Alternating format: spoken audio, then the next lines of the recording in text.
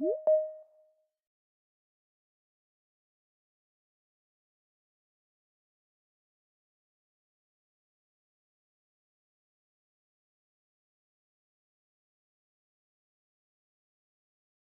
morning.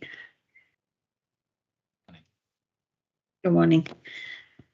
Okay, so the time is 10 o'clock and this inquiry is open. Welcome everyone. Before we go any further, I just need to check the technology is working. So first, can the council and appellant see and hear me? Yep, nods. Fantastic, thank you. And for any interested parties or local residents that have registered to speak, can you see and hear me if there is anyone? Okay, we'll see how we go with that.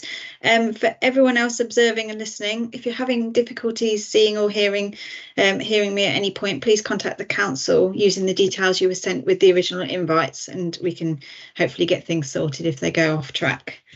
So my name is Rebecca Norman. I'm a chartered town planner and I'm the inspector appointed by the Secretary of State to determine this appeal.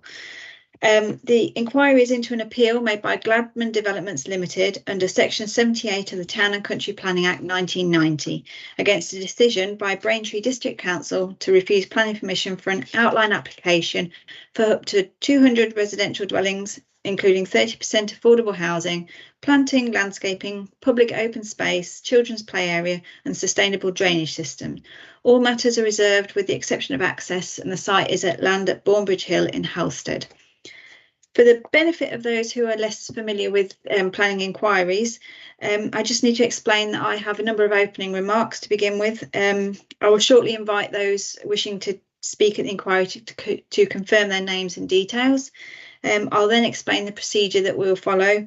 And finally, I'll set out the main issues for consideration in the appeal. This will take me around about 30 minutes, and then I'll invite the appellant and the council to make their brief opening statements before proceeding with the evidence. So just a few matters of housekeeping before we begin. In particular with reference to sort of our use of video and technology conferencing today. As PINS is subject to the general data protection regulations, if you feel it necessary to refer to sensitive personal information during the event for some reason, you should provide that in a written format. Can I just check, does anyone intend to record the event? I think it's being live streamed, is that correct? Yes, I'm getting a nod from Mr. Alatunga, thank you. If for any reason you lose connection during the proceedings, please try and join again as you did via the Teams link. In the unlikely event of a major technology failure, I'll adjourn the inquiry and we can reconvene as and when. So please don't panic if everything suddenly goes off or anything like that.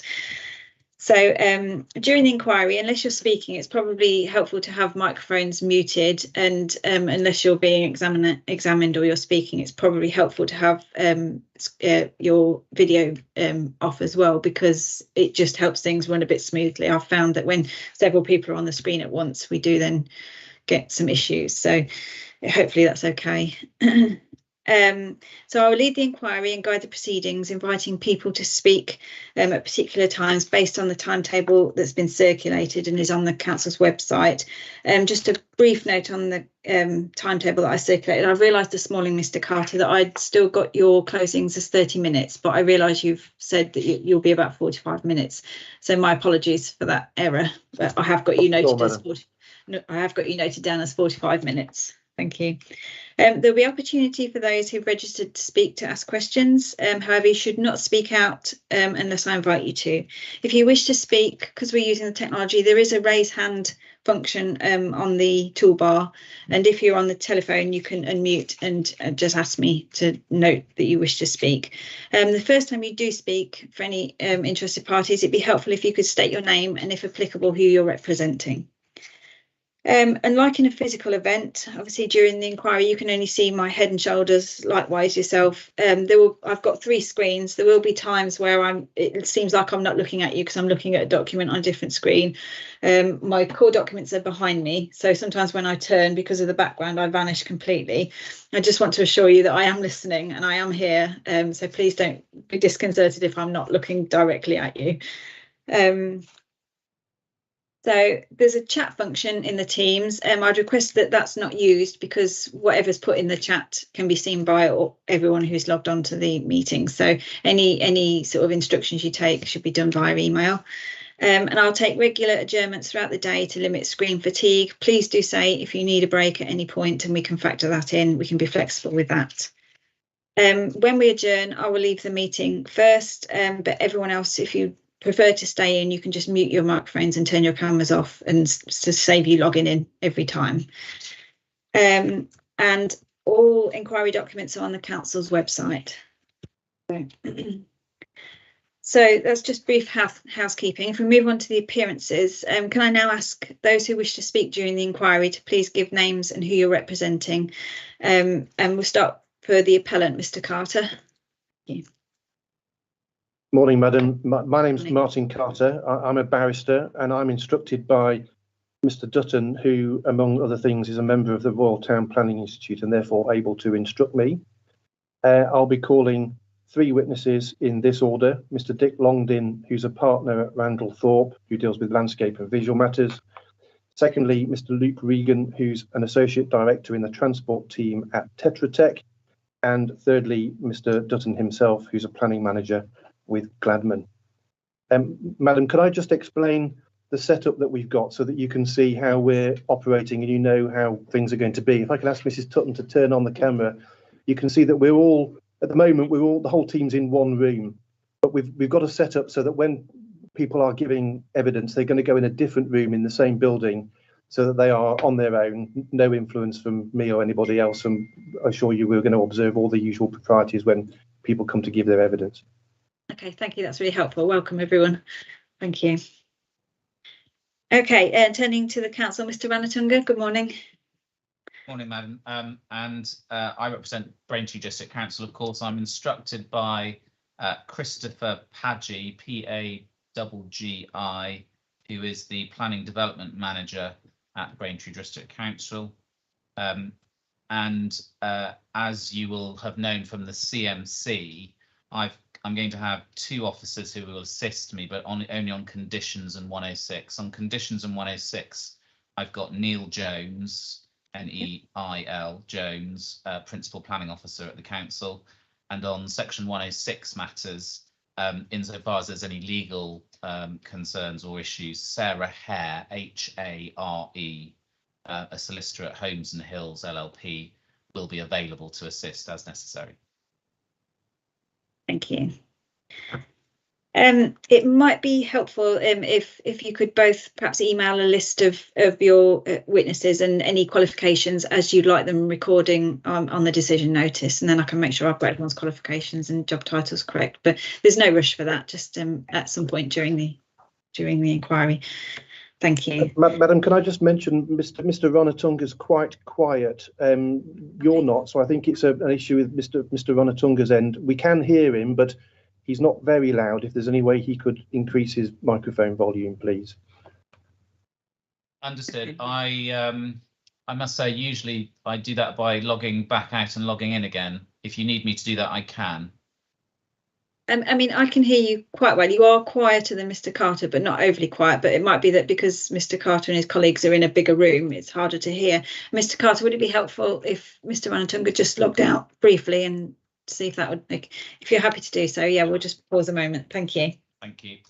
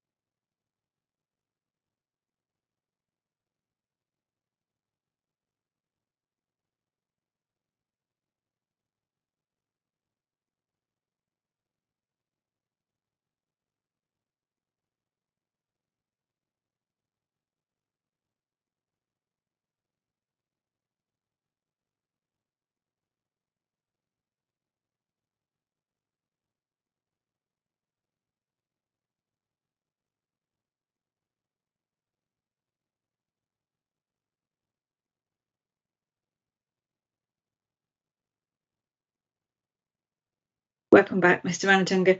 Do you want to try? I don't know if I'm any louder. Yes, I think you are. Mr. Carter, is it still difficult to hear your end? He's no louder, Mr. Ranatunga's no louder, madam, but I'm not going to take up more time. We'll just make sure that we're quiet and listen attentively to Mr. Ranatunga when he speaks, even more attentively. I've put my microphones on full, and I'll try and raise my voice as necessary. Thank you very much. Thank you. Okay, so moving on to interested parties. I noted from the submissions from local residents that the parish council wished to give a statement. Is that still the case? Have we got anyone here from the parish council?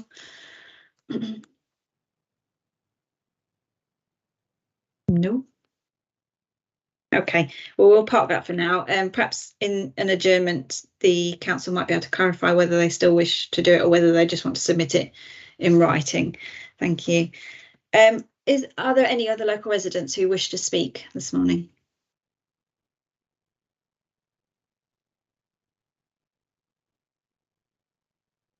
Okay, I'll take that as a no, but if anyone appears throughout the inquiry, do shout up and let me know. That's altered my timetable somewhat. So I think I'd given over a couple of hours for that part. So thank you. Okay. Right, so moving on then to the notification letters. I've seen copies of the council's letters of notification of the appeal, confirming the date and time of the inquiry and that it will be held as a virtual event, and together with the lists of those to whom the notifications were sent. I've also had confirmation that the site notices were displayed on site. So unless there are any comments about the notifications, I'm satisfied that the rules have been met in this case. Any comments? No. Fantastic, thank you. So in terms of representations, I've had copies of the representations made in response to the appeal notifications and the original planning application, and I will take them all into account when reaching my decision. I've received proof of evidence from the witnesses, so thank you for those, and I've also received a statement of common ground dated the 13th of September 2022, so thank you for that as well. I will need to discuss what planning conditions might be appropriate were I to allow the appeal. As you'll be aware, this is standard procedure. It does not indicate that I've made my mind up about the appeal, nor will it prejudice anyone's position in relation to the case. I've seen a second draft list of condition with comments from both parties, so thank you for sending those through. I intend to discuss these with the appellant and the council towards the end of the inquiry, so that will possibly be tomorrow, but we can review that as the day goes on. And I've also received a copy of the section 106 as it stands, which we'll run through at the same time as the conditions. Are there any comments on any of the documents submitted at this stage? No. Thank you. So turning to the plans, I've seen the plans and documents submitted as part of core documents 1 and 2, and I understand that the plans sought for approval are the location plan, which is 726A-25, and the site access drawing, which is A111146-SK11 revision E, and that's as per paragraph 2.1.6 of Mr. Dutton's proof. I've also seen the development framework plan showing the sort of pathways through the site. I understand that's indicative at this stage, and it's just the 2 plans I've mentioned that are for determination. That's correct, madam. That's correct. Yes. Okay, thank you. Yeah, I don't know if I can just flag on that, madam, that the comments I've seen on the conditions have raised that issue about whether or not the development framework plan will be a plan. So there's, I think, an ongoing discussion on it, but that's really in the conditions session. Yes, thank you very much. That's helpful. We can pick that up then when we come to that. Are there any other plans to be tabled at this stage? Yep. Okay. Thank you very much. So I can confirm I've got copies of all the core documents and inquiry documents, and thank you for providing me with paper copies of those. That's really helpful as well. Are there any other documents or evidence you wish to submit at this stage? Yep. Okay, thank you. And just turning then to costs, I've not been notified of any cost applications and I'm not inviting any, but does this remain the case at this stage? Madam, you'll have seen from the statement of common ground that there's an agreed position in relation to costs, and we're not deviating from that. Okay, thank you very much. So just turning briefly to the inquiry procedure then, although we are using a virtual format and following the procedure in the 2000 inquiry procedure rules, for those less familiar with inquiries, the procedure is as follows. So when I've concluded these opening remarks, I'll invite the appellant and the counsel to make their opening statements. This will help everyone to understand the main arguments. Then I'll hear from local residents, if any turn up in between now and then. Given the council's updated position, I'll then hear the evidence from the appellant's witnesses with examination in chief and opportunity for questions. And then towards the end of the inquiry, I'll hold a roundtable session on conditions and section 106 with both the appellant and counsel giving their input on those. Following that, I'll hear the closing submissions from the counsel and the appellant's advocates in that order. I'll also conduct a site visit, and arrangements for this can be made during the inquiry. I received a revised plan this morning showing routes and viewpoints, and I take it from the email there's still some discussion on the exact route of the site visit. Is that correct? I'm putting you on the spot here. We can come back to that if necessary. I'll take instructions, Madam. Okay, yeah, thank you. We'll come back to that. That's fine. Yeah, thank you. I should just point out that the site visit is solely for me to see the site and surroundings and not for discussion of the merits of the case. And I think we suggested that it could be unaccompanied. Again, we can come back to that towards the end of the inquiry if anything's arisen through the evidence that would require me to be accompanied. So in terms of the timetable and the time estimates, I've done a timetable which sets the inquiry over 3 days plus a day for the site visit. Given that we don't appear to have any local residents wanting to speak at this stage, it may be that we can get things done quicker. We'll keep it under review.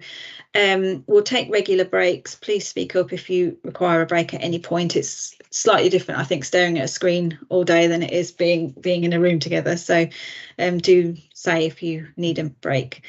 Are there any time constraints or issues with any of the days that we've got with witnesses or anything yet? No. No, fantastic. Thank you. Okay. Are there any comments or questions about the inquiry procedure and timetable at this stage then?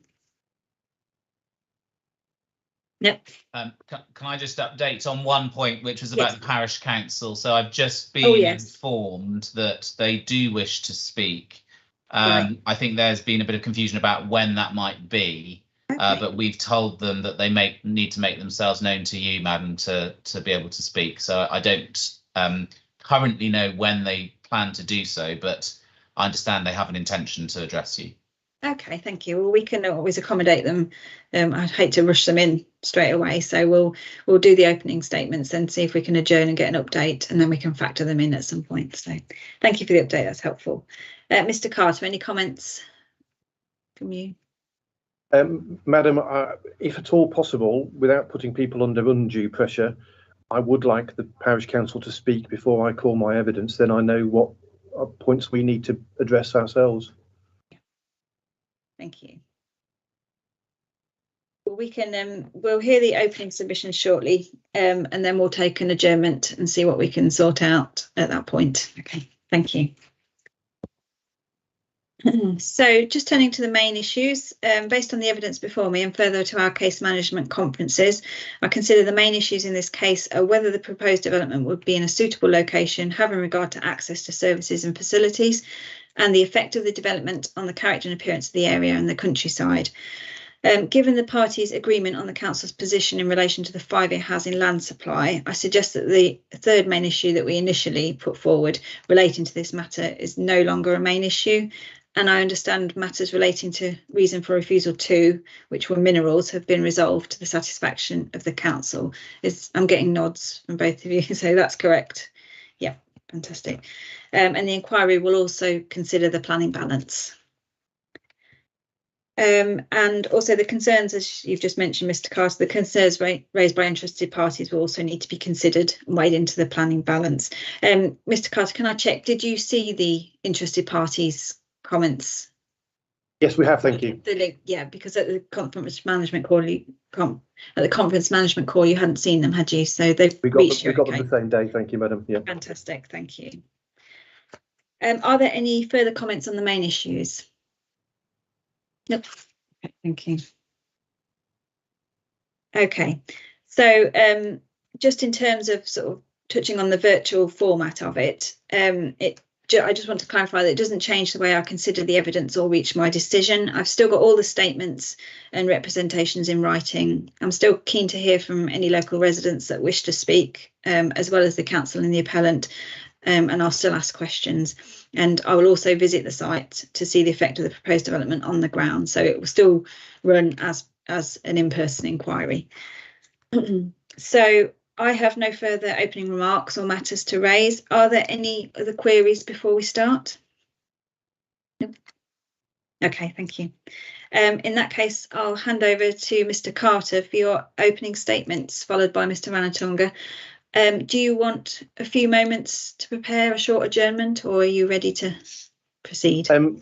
Madam, I think my opening was sent through to the case officer at PINS yesterday and to the council. So if everyone's got it, I'm ready to bash on. Okay, thank you. I've got a copy. Mr. Ranatunga, have you got a copy? I'm aware of one, so I'm happy to proceed. Yep. I didn't want to hold up Mr. Carter. Okay, thank you very much. Mr. Carter, I'll hand over to you then. Thank you. Thank you, Madam. Madam, as you know, officers recommended approval of this matter at application stage. Members refused permission contrary to that advice. Then elected members were proffered to give evidence. And finally, the council determined, in the light of a new 5-year supply assessment, not to defend the appeal at all.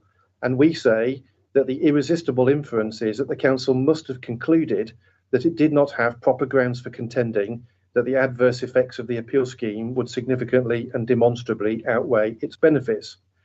And as a result of the council leaving the field of play, the appellant's case will only be challenged by third parties, or perhaps it appears one third party. The appellant's witnesses between them, we say, present a compelling case why the appeal should be allowed and much needed development permitted to proceed.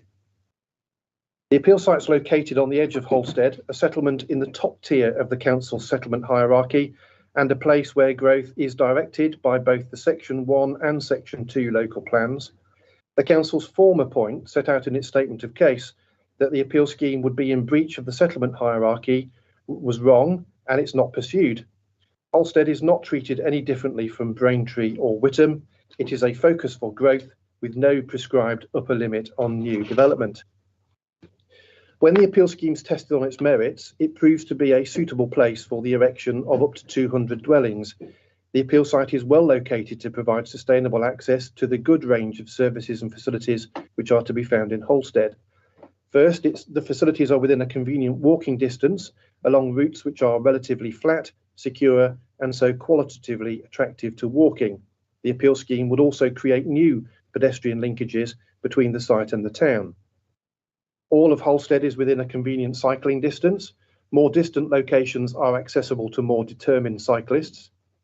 The site is well located for bus stops that provide access to a good range of services, not just in Holstead, but to other centres such as Braintree and Colchester, with hours of service that allow for them to be used to access employment, retail and leisure opportunities. And the car journeys, which would also take place from the site, would be relatively short in order to access Holstead. And that settlement also has a lower average commuting distance than the district average.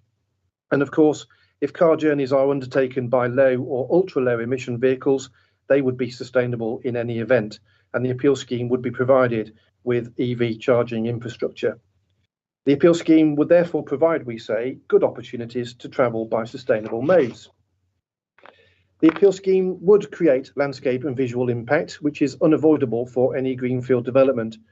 But it's noteworthy that the consultants retained by the council to assess the appellant's landscape and visual impact assessment approved its methodology, its overall conclusions, and advised that no basis existed for refusing planning permission on landscape and visual grounds. Officers agreed, recommending that the landscape and visual effects were, to quote the officer report, not material, which is a telling conclusion. Mr. Longdin's evidence will show why the landscape and visual effects on the appeal site and its surroundings would be acceptable. The site adjoins new development, and recent changes to the landscape character of the site and its surroundings mean that it's more able to accommodate development than is suggested by previous assessments. And those previous earlier pieces of work were carried out in relation to larger areas using methodologies that are now out of date and before the recent changes to landscape character arising from the planting around the site and the development to the immediate north of the appeal site. The appeal scheme would be acceptable, we say, in landscape and visual terms.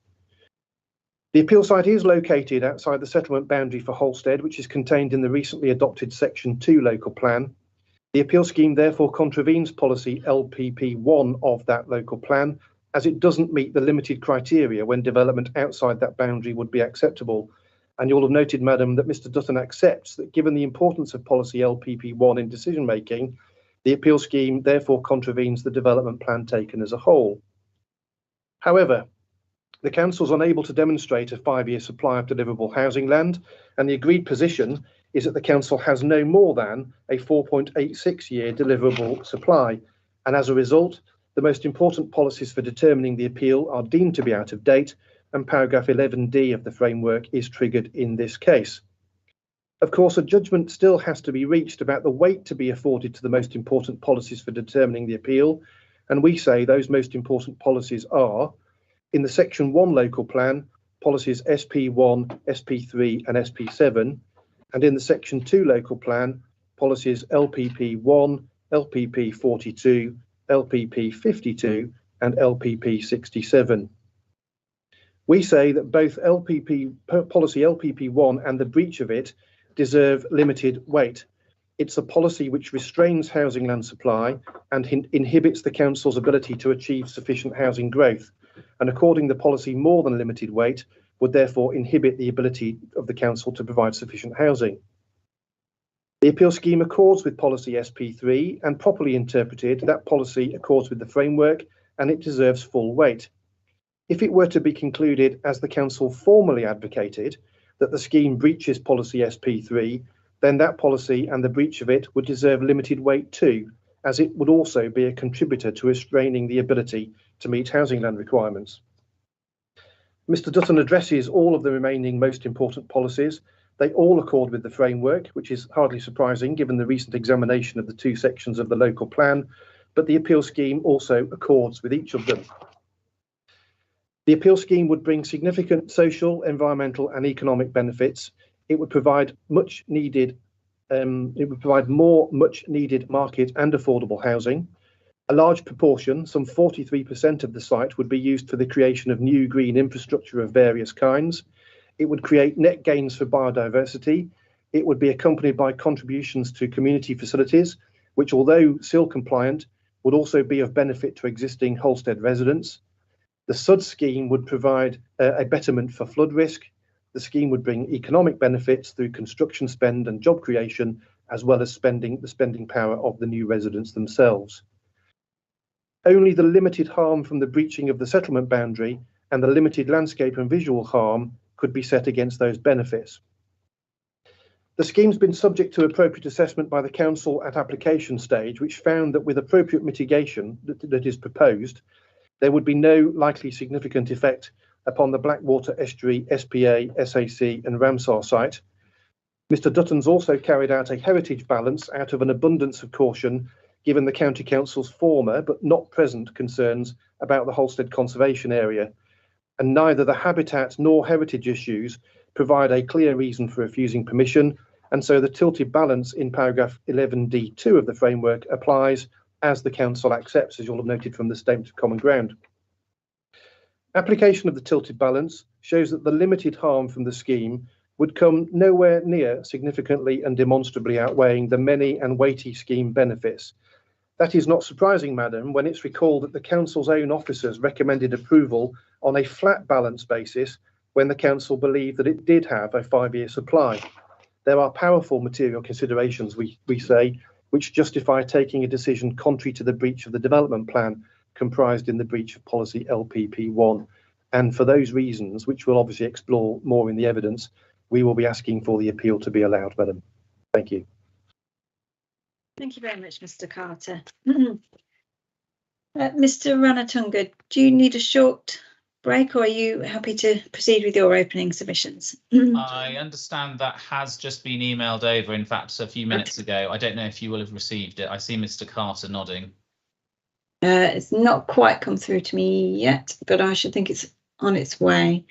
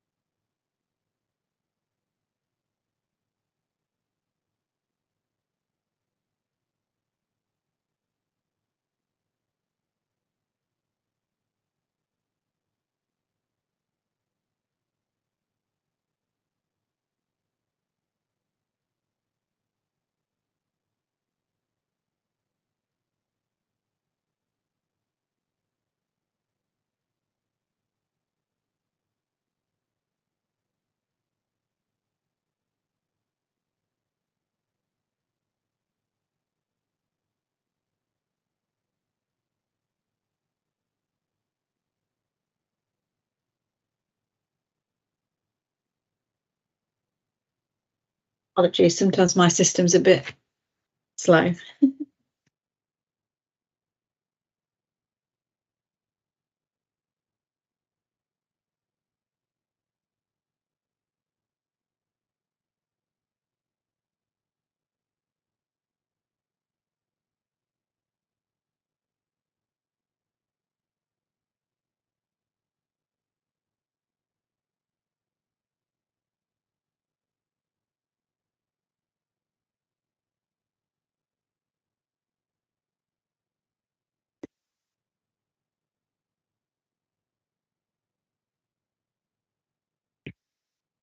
It's not quite popped through yet. Would you prefer it if I had it in front of me, or do you want to proceed and I'll listen?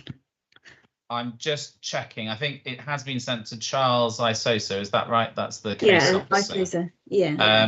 I don't know if I can just hold off for 2 minutes just to make sure it gets to you. Yeah, of course. Yeah. Yeah, I'm happy grateful. to wait if you are. I just didn't want to leave you sort of sat there.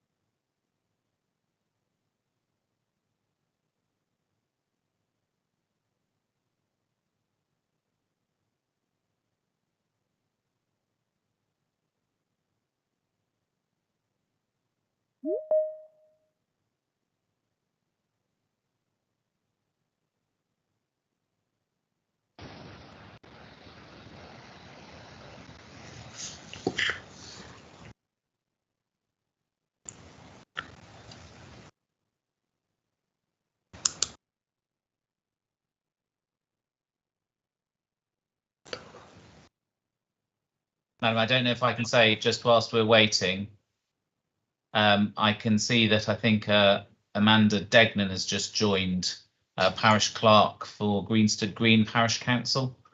Yes, good morning. Good morning.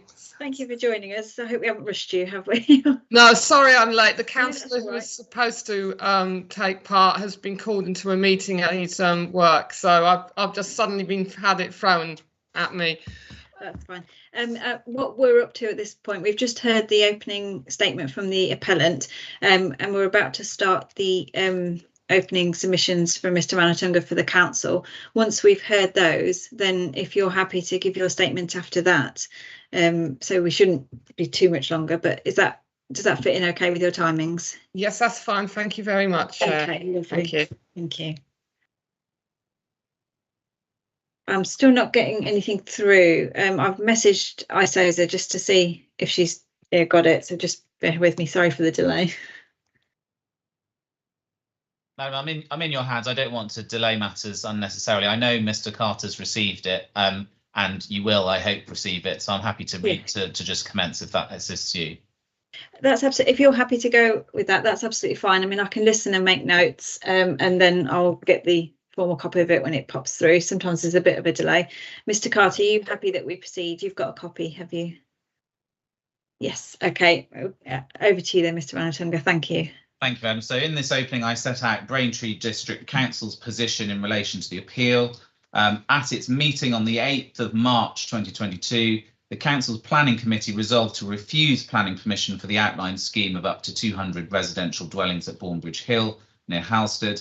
The decision overturned the officer recommendation to grant permission and was based on two reasons for refusal, which I've summarised from the decision notice dated 14th of March.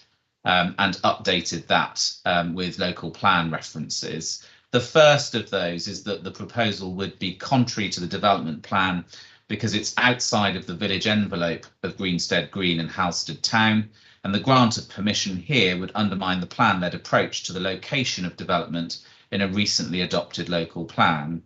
Then, as a second part of that reason for refusal, in an unsustainable location, given the services and amenities available within Halstead and the locality, their location relative to the site, as well as the means by which they can be reached, it's not likely that sustainable modes of transport would actually be used. And then the third part of that reason for refusal was that the proposal would be harmful to the character and appearance of the area through landscape harm, namely increasing the footprint of Halstead and encroachment of the development into the open countryside, and harm caused by the erosion of the undeveloped character of the Bournebrook Valley, and through visual harm, including to users of nearby public rights of way. And that was the third part of the first reason for refusal. The second reason for refusal was on minerals, as you've noted, a minerals safeguarding reason for refusal based on insufficient information. The site is a minerals safeguarding area for sand and gravel identified in the Essex Minerals Local Plan. There's insufficient information submitted to demonstrate that the proposal would not sterilise a potentially workable mineral deposit on the site. So the local plan policies, which I've referenced in the opening, are taken from section 2 of the council's local plan as relevant, which was adopted on the 25th of July 2022, providing further support for the decision that the proposal would be contrary to the approach in the development plan, since the site remains unallocated and outside of the development boundary of Halstead Town. Following the appellant's appeal against the refusal, the council issued a full statement of case in July 2022, expanding upon its reasons for refusal.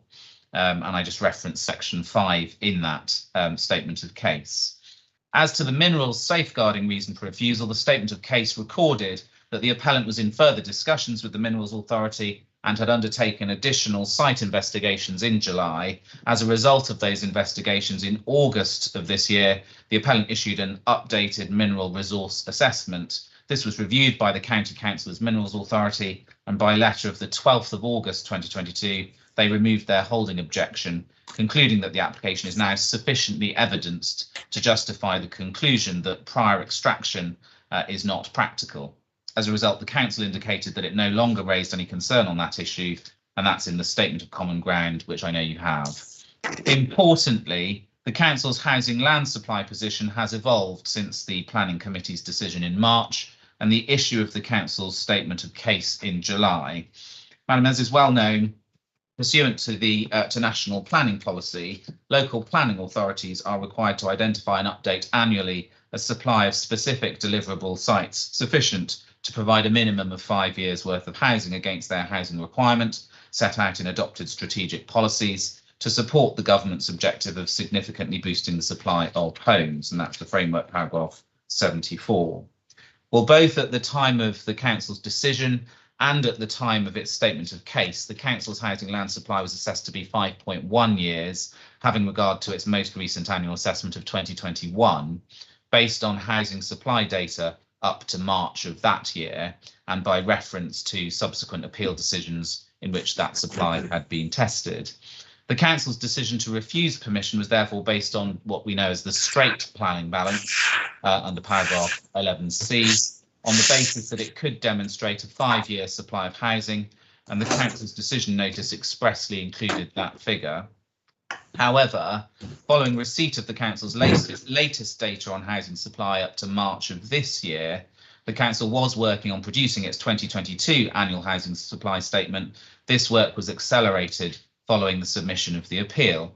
So on the 6th of September of this year, the council published its 5-year annual statement for 2022 for the period 2022-3 to 2026-27, and that's enclosed with the statement of common ground. This concluded that the council could currently demonstrate a 4.86 year supply of deliverable sites against its local plan minimum housing target of 716 new homes per year, adding the backlog since the start of the plan period and applying an appropriate buffer based on the housing delivery test. And I've just footnoted the outcome of that delivery test, which is 125%. With the number of strategic sites starting to deliver homes alongside other permissions, the council anticipates that this situation will improve, but accepts that it cannot currently demonstrate a 5-year housing land supply. Well, under national planning policy, as you know, Madam, the upshot is that the appeal scheme falls to be assessed against the tilted balance under paragraph 11D2 of the framework. That is, permission should be granted unless any adverse impacts would significantly and demonstrably outweigh the benefits when assessed against the policies in the framework taken as a whole. The council undertook a review of the merits of its case following the publication of its updated 5-year housing land supply figure. This review was undertaken in consultation with councillors who put forward the motion to refuse permission. As a result of those discussions, whilst the council maintains that the appeal scheme would be contrary to its development plan and would give rise to harm as set out in its statement of case, the council accepts that the harm does not significantly and demonstrably outweigh the benefits of the appeal. An agreed position was discussed with the appellant and is set out in the statement of common ground, which you've seen. That's the one of 13th of September 2022, to the effect that given the council's figure of 4.86 years, neither party would submit evidence on housing land supply, that the tilted balance applies, and that on that basis, the council will not be defending the appeal. As a result, the council appears at this inquiry pursuant to its duty to assist you, Madam, with any matters which may arise from your consideration of the appeal, but it's not submitted evidence in support of its reasons for refusal in light of its revised position. This position was, of course, explained and discussed at the CMC, the Case Management Conference, which you held on the 21st of September. Since then, the council has sought to resolve any outstanding issues on the Section 106 agreement and conditions. I think, as you've reflected, the terms of the 106 have been agreed and it's been signed and engrossed without a date in case you have any issues following the 106 session. We're here to assist with that. And at the time of writing, progress has been made on conditions. They're not agreed. The council will continue to discuss those conditions and ventilate any matters during the conditions session. I finally set out the appearances which I outlined before. I will send over the qualifications to go with those in due course. Thank you very much, Mr. Ranatunga. Thank you. So just for your notes, yours and Mr. Carter's, I've done the opening statement of the appellants as ID 1, inquiry document 1, and the council's opening statement as ID 2, just in case you wanted to keep an ongoing list. Thank you. Right, so thank you very much both for your opening statements there. Would anyone like a short break before we move on to hear from the parish council, or are you happy to take a break afterwards?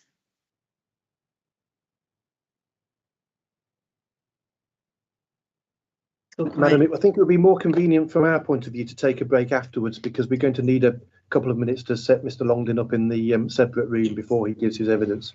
Yeah, Mr. Ranatunga, is that okay with you? Yep. And is it Mrs. Degnan or Miss Degnan? My apologies for the parish council. It's Mrs. Degnan. Mrs. Thank you. Are you happy to give your statement now? Are you ready and in a position to go? Yes, I'm ready. Okay, thank you. Well, I'll hand over to you then and hear what you have to say. Thank you. Thank you very much, Madam Chair. Thank you very much. This is a statement by Greenstead Green and Housestead Rural Parish Council. Greenstead Green and Housestead Rural Parish Council has consistently objected to this proposed development since it was originally submitted to BDC more than 3 years ago. We support Braintree District Council's decision to refuse planning permission. The Parish Council wishes to make the following representation. Background. The entire appeal site lies within the parish of Greenstead Green and Housestead Rural. The parish is largely rural in nature, with a number of small villages and hamlets, interspersed by gently undulating countryside. The parish wraps around the town of Housestead on 3 sides, on the north, south and west. The District Council has been unable to identify a robust and sustained 5-year housing land supply for some time. Consequently, we have seen a number of speculative residential planning applications being proposed within our parish over the past few years. Immediately adjoining the appeal site to the north is the Oakwood Hill and St Andrews Gate developments by Blore Homes and David Wilson Homes, respectively. The land now occupied by these developments, comprising around 292 dwellings in total, was within our parish before recent boundary changes incorporated it into Housestead.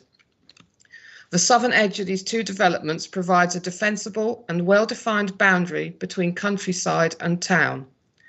The appeal site effectively seeks to extend the southernmost urban edge of Housestead deeper into the countryside. The landscape character, in the opinion of the parish council, begins to change, albeit subtly, as the topography of the land falls away to the south. In the view of the parish council, there will be significant adverse landscape and visual impacts arising from the proposed development from the south side of the Bournebridge Valley. The development would extend the peripheral southern extension of Housestead in the form of a large housing estate. It would thereby exacerbate and extend development in a suburban style, out of keeping with a landscape character which is highly sensitive to change. This is judged to be a significant adverse impact. Public consultation. The appellant's statement of community involvement, dated March 2019, makes a reference to a closed meeting with representatives of the parish council on the 10th of December 2018. Since that initial meeting, the appellant has made no attempt to engage with the parish council, either to explain the changes to the scheme since the application was submitted to Braintree District Council in March 2019, or to offer any mitigation or community benefit via Section 106 monies. Section 4 of the Statement of Community Involvement states that the appellant has encouraged his suggestions to how the local community could benefit from the proposed development. It goes on to say that significant community benefits will be provided. Unfortunately, the draft Section 106 agreement makes no reference to any benefits for the local community in the parish where the development is proposed. The appellant states in the statement that the scope of community consultation has met with and gone beyond the recommendations of local and national planning policies and legislation. However, this is contrary to BDC's Statement of Community Involvement dated 2021. Paragraph 8.10 of the SCI states that the level of engagement needs to be proportionate to the nature and scale of a proposed development. The more complex or contentious the proposal, the broader the range of consultation methods should be to allow as many people as possible to engage with the process. This is a contentious application, even more so with the adoption in July this year of Part 2 of the Braintree Local Plan. The proposed development of Bournebridge Hill has attracted sustained opposition from this parish council, as well as members of the local community. Yet the appellant has conspicuously failed to proactively engage. It has not adhered to the council's own statement of community involvement. There is no evidence that it has met with and gone beyond national and local policies. Principle of development. The site has never been allocated for development. BDC could have allocated the site for residential use during the preparation of the draft plan, but chose not to do so. As a result, the parish council strongly believes that policy LLP1, development boundaries, should be given exceptional weight in determining this application, which lies outside the development boundary of Housestead. This policy states that development outside development boundaries will be confined to uses appropriate to the countryside, whilst also protecting and enhancing valued landscapes, sites of biodiversity or geological value and soils, to protect the intrinsic character and beauty of the countryside. Paragraph 3.15 of the local plan is of particular relevance when determining whether a development is sustainable. Outside of the development boundaries, it is considered that new development would not normally be able to meet the 2012 MPPF core planning principles, and that the test of sustainable development would be unable to be met. Areas outside of a development boundary are considered countryside. The proposed development is contrary to this LLP1. Sustainability. One measure to judge whether a site is sustainable is to look at the proposed layout of the site and determine whether pedestrians will be able to make sensible and logical decisions to walk or cycle instead of using cars to access services. Policy LPP 42, Sustainable Transport, is very relevant. Development proposals should provide appropriate provision for all the following transport modes: pedestrians, including disabled persons and those with impaired mobility, through safe, accessible, direct and convenient design and layout of routes within the new development and wider pedestrian network. The southern part of the proposed development will be nearly 2.4 kilometres from the only secondary school in Housestead.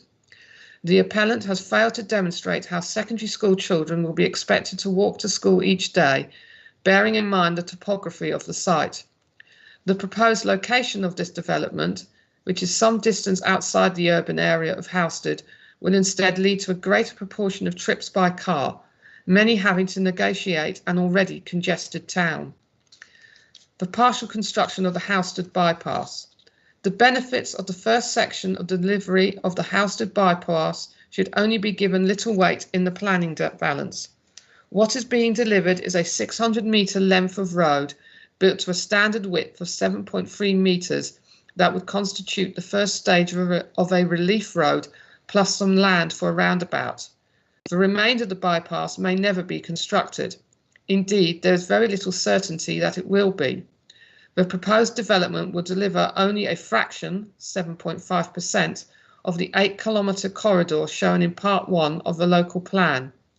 With public finances under severe pressure, the reality is that the remaining 7.4 kilometres could only be funded on the back of future unallocated housing development. Until the completion of the rest of the bypass to Colchester Road, we will have significantly more vehicles travelling through Housestead and adding to the congestion at the pinch point at the junction of Head Street, Headingham Road and Colchester Road, which is already at full capacity. Landscape and visual impact. The landscape and visual impact assessment makes reference to the Braintree Landscape Character Assessment, LCA. The application site falls within the Gosfield Wooded Farmland Character Area, F1. The Parish Council agrees with the LCA's statement. It states, the characteristic features are that the landform gently undulates, that it has an open character with widespread arable agriculture. The key characteristics are that it has relatively high sensitivity to change and potential new development. It goes on to say that new development should be small scale. The LCA immediately to the south of the application site is the Colne River Valley, A4A. This comprises shallow river valleys with relatively steep valley sides. The land use up the valley sides is mainly large arable fields. Generally, there are open views across fields framed by small patches of woodland and hedges with trees. The key planning issues within this LCA are that potential residential expansion of settlements into the surrounding valley sides would be conspicuous on the skyline. Views to the valley sides from adjacent LCAs are sensitive to potential new development. The skyline of the valley slopes is visually sensitive to potential new development, which may be visible within opened and framed views across and along the valley. The appellant's LVIA shows that there are medium and long distance views on the appeal site from the valley floor at Bournebridge, photograph 7.3, and from the southern valley sides, photograph 10.2 and 10.3. Appendix E of the LVIA refers to Braintree District Fringes Evaluation of Landscape Analysis Study of Habitats, dated June 2015. The appeal site lies in Parcel 5C in the upper valley slopes of Bournebridge. However, very little reference is made to views from Parcel 5B, immediately to the south, which comprises the steeper slopes of the northern bank of Bournebridge. This has a medium to low capacity to accommodate development. The study states that there are numerous listed buildings set within farmsteads in the gently undulating grounds in parcels 5A and 5B, which reduces the capacity of the landscape to absorb new built development. Landscape value. There is clear evidence in the LCA and in the June 2015 Fringes Evaluation Study that the landscape south of Housestead within the Bournebridge Valley is not ordinary countryside of no value, but is high sensitivity and is locally valued. The appeal site displays many of the characteristics of the F1 Gosfield wooded farmland character area. It is arable farmland on the gently undulating valley side. It is highly visible from Russell's Road, photo viewpoint 6.1, and from Bournebridge Hill looking north, photo viewpoint 7.1. We believe that it contributes positively to the setting of Housestead within the Colne Valley, notwithstanding that the new Oakwood Hill development may have some limited adverse impact. The development would result in a loss of open landscape character. It would also result in a restriction of views perceived by neighbouring residents, people using Bournebridge Hill, be they recreational cyclists or commuters travelling by car, and walkers on the public rights of way. All would experience some negative effects from the loss of longer views and a change in landscape character. Panoramic cross-valley views would be restricted, and there would be loss of outward views from Bournebridge Hill and from the valley floor at Bournebridge Bridge. The buildings would break the skyline in views from the valley floor. The development would appear urban and intrusive, and the proposed new landscaping would take time to establish. It would only partially mitigate the effects in the longer term by softening rather than screening the edge of the development. The LCA preferences small-scale development within the Gosfield Wooded Farmland LCA. This proposal cannot be described as small-scale.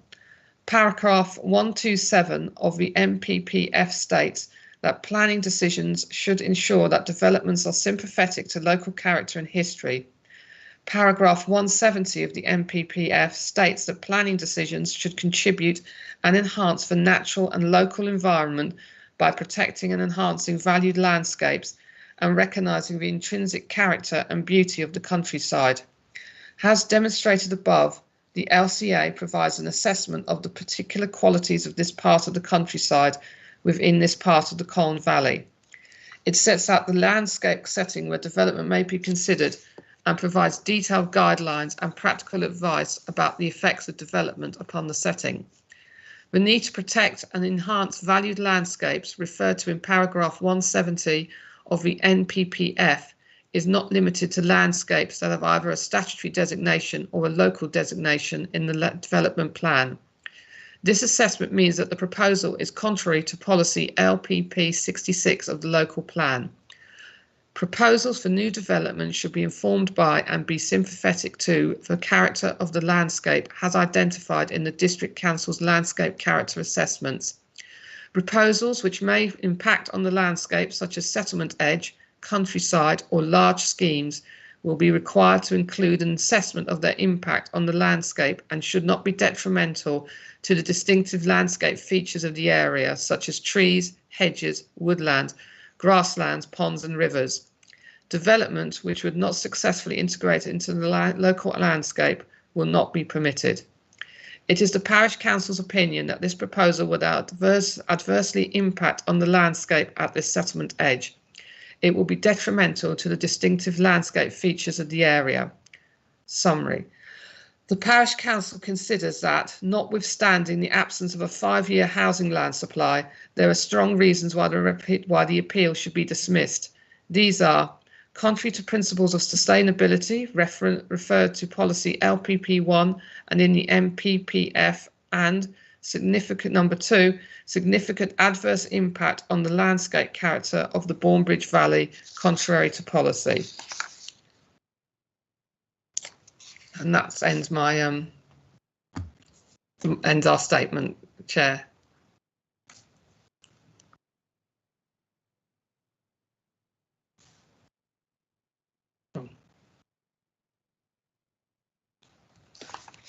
Sorry, Madam, you're muted.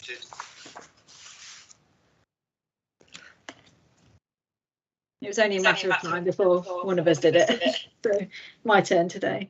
Thank you very much, Mrs. Degnan, for putting that together and for presenting it and stepping in last minute. Can I just ask you a couple of points of clarification? I realised that you weren't originally supposed to be here, so if you can't answer them, that's absolutely fine. That's fine, yes. The chairman will be can be available, I think, on the final day. Yes, that's fine. It's just, I mean, it's just a couple of points. You said about your parish wrapping around Halstead. So is Halstead actually in a different parish? Yes, Halstead has its own parish.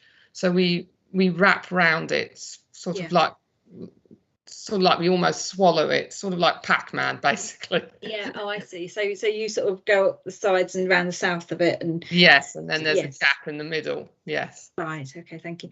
And you said about the boundaries changing. Is that quite recent? The parish boundaries? When was? Yes, it did. I think it was in the last couple of years. So the Oakwood development was originally in Greenstead Green, and then the boundaries, I believe, changed in 2018, I think. I could be wrong on that, but they became part of Halstead. Yeah. Okay. Thank you. So, yeah, and so they were two separate developments that sat to the south of Halstead, and they've since moved into Halstead's own parish. Halstead, yes. Your boundary runs across. Yes. Okay. That's helpful. Thank you very much. Thank you. They were all my questions. You'll be relieved to know. Mr. Carter, did you have any points of clarification or anything? Madam, I don't have any questions to ask. Thank you. I'm going to ask my witnesses to deal with the points that the Parish Council have raised. What I would like, if possible, please. Ms. Dignan was obviously reading from something, and I'd like a copy of her statement, if that's possible, please. Yes, certainly. If you, yes, certainly. I'm not sure how I send that to you, but yes, by email.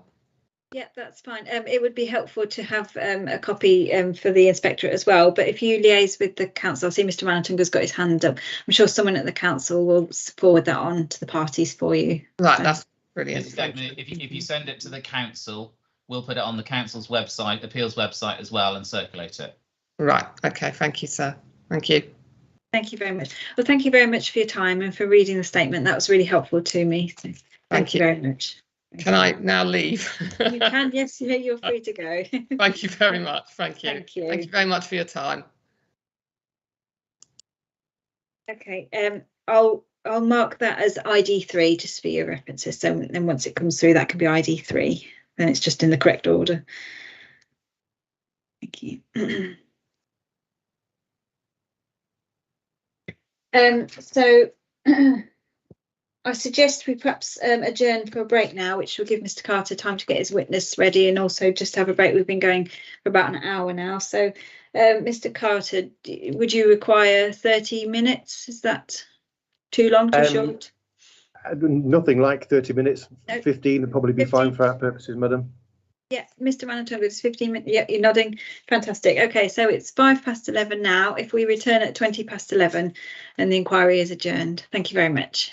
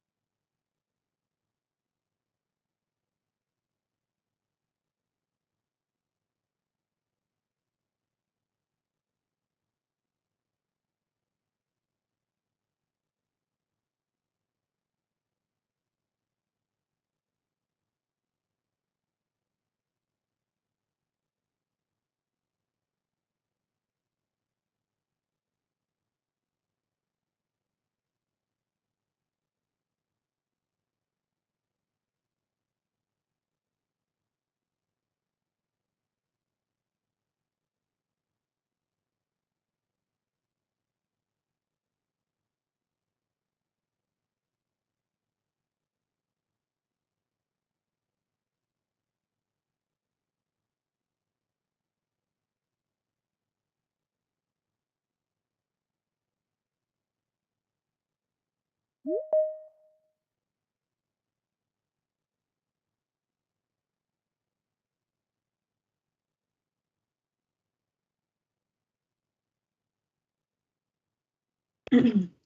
welcome back everyone. Have you had long enough break? There's everyone set up and good to go. Fantastic. So it's 11:20 now and we'll resume the inquiry. If there are no procedural points or anything that need to be made at this stage, Mr. Carter, I'll hand straight over to you for your examination in chief. Thank you. Thank you, Madam. I can ask Mr. Longdon to turn his microphone on, please. Good afternoon, Madam. My name is Mr. Longdon. I'm just trying to sort out my sound because I have a problem with hearing aids that I don't have any hearing aids today. So just bear with me a moment whilst I try and get this as good as I can. Yeah, no problem. Take your time. Thank you. Okay, that's going to be as good as it can be. Okay, thank you. Good morning. To introduce you, I think you're Dick Longdon, is that right? That's correct, yes. And you are a partner of Randall Thorpe Landscape Visual Architects. You were practice established in 1986, specialises in master planning, landscape assessment and design of natural landscapes and design for residential areas, among other things. Is that right? That's correct. You've got a Bachelor of Science with honours degree in landscape and design and plant science and an MA in landscape architecture from the University of Sheffield. You were a chartered member of the Landscape Institute from 1992 and you were awarded a fellowship in 2012. Is that right? That's correct. And you tell us that in 2019 you were awarded the title Recognised Practitioner in Urban Design by the Urban Design Group. Is that right too? Correct. Paragraph 1.3 of your proof, you tell us about your practice's involvement in the application. And at 1.4, you set out an expert witness declaration. And given its importance, please, I'd like you to read out paragraph 1.4 of your proof. Certainly. I confirm that the opinions expressed are my true professional opinions. In providing expert evidence to the inquiry, I am fully aware that my duty is to the inquiry and to provide my honestly held professional view, irrespective of by whom I am employed. Thank you very much. Can you just explain for us, please, Mr. Longdon, when your personal involvement in this matter started? Were you personally involved in application stage, and if so, how? And has your involvement changed or deepened over time? Yes, I was involved. Our practice was appointed by Gladman as master plan and landscape consultants in January 2019, up to the submission of the application. I, as partner, oversaw the work of my colleagues who worked on the design and produced the landscape and visual impact assessment. So I was fully aware of it at that time. I oversaw it and checked it for quality control. And then in March 2022, the practice was appointed to act as landscape witnesses for this appeal. So I then reread everything, made sure I was happy with it, and I've been producing the evidence and carrying out my own site visit to check that the conclusions of the LVIA are still correct. And what's your position, please, as to whether the LVIA remains up to date?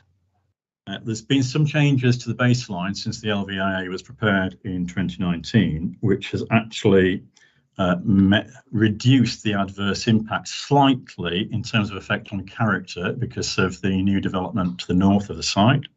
And it's slightly reduced the residual effects in the residual effects in year 15 from one footpath, which has recently had a hedgerow planted along both sides of it. But the overall conclusions of the LVIA remain absolutely the same. Thank you. Could we turn, please, to page 6 of your proof from paragraph 3.2, where you set out the elements of what was the council's reason for refusal 1 that you are dealing with, and you've emphasised those in 2 bullet points in paragraph 3.2. Is that right? That's correct, yes. Paragraph 3.3, you set out the outputs of the LVIA so far as landscape character effects is concerned, again in 3 bullet points. Is that right? That's correct. And at 3.5, you carry out a similar exercise for the visual impact assessment within the LVIA. Is that right? That's correct.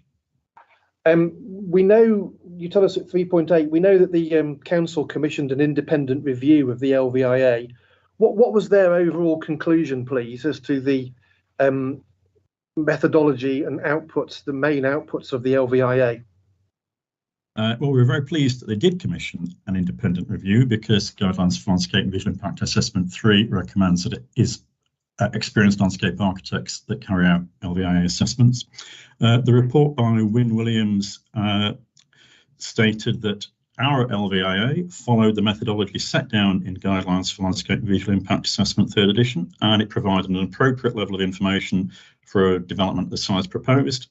And its final conclusion was that it was satisfied that there are no grounds for refusal based on landscape impact. Thank you. Obviously, the application came to be reported to committee, and an officer's report was prepared in the usual way. Again, I don't want you to get into too much detail, please, but how would you summarise the overall views of the officer insofar as landscape and visual impact matters in that report? In terms of methods, they were happy with what their consultant had said, and in terms of their overall conclusion, they concluded that there were no grounds for refusal on regarding landscape or visual amenity. Thank you. Can we go on to look at the development plan matters that you have addressed, please? Go to page 9 of your proof, paragraph 4.3. You tell us that the statement of case, because of course the Section 2 local plan was adopted after the reason for refusal was devised, so you've taken the statement of case as telling us that there are 2 development plan policies that are referenced in it or referable to it. We've got policy SP3 of the Section 1 local plan and LPP 67 of the Section 2 local plan, and that those are the 2 main policies that your evidence addresses itself to, so far as the, I think now former, reason for refusal is concerned. That's correct. Those are the only 2 highlighted by the council, so I assume those are the only 2 that the council thought that it wasn't in compliance with. Thank you. Can we look, please, at your page 10, where you tell us about the existing landscape? And at 5.3, you've got a helpful, quite lengthy paragraph that tells us something of the main features of the application of the appeal site. Now, the inspector's not had the opportunity to go to site as of yet, so it might assist her to have her view, for her to have your view on these matters now. But briefly, please, what aspects of the present condition of the appeal site and its surroundings would you draw to the inspector's attention as the sort of landscape and visual baseline, please? Generally speaking, the site is comprised of arable fields divided by hedgerows, some of which are fragmented and in poor condition, one of which has been removed since the landscape character assessments referred to by the parish council were written, and the boundary hedgerow along the western side, the A131, is pretty much non-existent. So in terms of topography, it's gently sloping. It's at its steepest, it's probably 1 in 25, and less steep than that in most of the site. So it's very gently sloping, arable fields, unremarkable, with some hedgerows of mixed quality. Thank you. In your proof at 5.4, you draw attention to some changes that there have been in the local landscape since the year 2000, which you list in a series of 7 bullet points. Rather than have you read those out, could we have a look, please, at your Appendix B and your figures 2 to 4, where you've got the series of aerial photos? Could you just briefly talk us through, please, what changes we can see that have taken place in the local area over the last couple of decades? Yes, certainly. I draw the attention to these because these impact on the baseline of the landscape character assessments, again, that were referred to by the parish council. So starting in year 2000, you can see to the west of the site, west of the A131, there you can just see there's probably been some very recent planting of a woodland, but there's no significant tree cover there. You can see as the plans progress that those trees become more dominant. So clearly in the year 2000, the site was more visible from the west. That's the significance of that. And to the south of the site, you can see adjacent to the Bournebridge, there is little or no sign of woodland planting in quite a large area that you'll see develops woodland over time. Then in 2006, you can see the woodland developing to the west of the road into Halstead, and you can see the newly planted area of woodland to the north of the Bournebridge. Looking at figure 3, again, you can see how those areas of woodland are establishing more. On the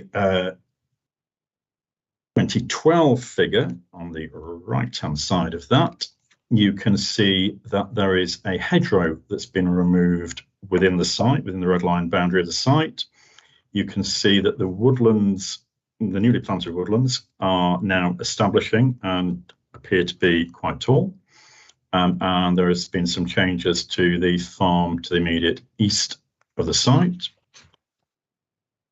As we move to figure 4, on the left-hand side, you can see the new development to the north of the site has started, and the woodlands to the west and south, you can see, are clearly now beginning to mature. And on the final image, which is an aerial image taken in 2022, you can see how, well, you can see the lines of the hedgerows that have been planted either side of footpath 8821 to the east of the site. So these demonstrate how landscape isn't stationary, it evolves over time, and how landscape was in 2000 or 2006 might not necessarily be how it is now. Of course, those woodlands will affect not just the landscape, but they will impact on how visible the site is, as will the hedgerow along footpath 8821. Thank you. Then can we please turn to the question of landscape value, something that the representative from the parish councils touched on earlier this morning. Can you tell us, please, how have you gone about assessing the value of the landscape at the appeal site and its surroundings? When LVIA was carried out, it followed the guidance in GLVIA 3 and used the criteria in box 5.1 and assessed the value of the site relative to those particular criteria, and concluded that the site was of medium low value on that objective assessment and judgment.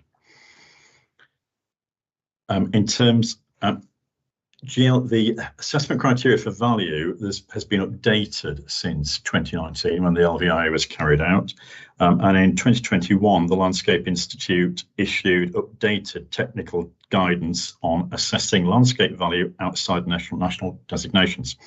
So for this proof, for my proof of evidence, I've used the updated guidance, which is in my appendix C,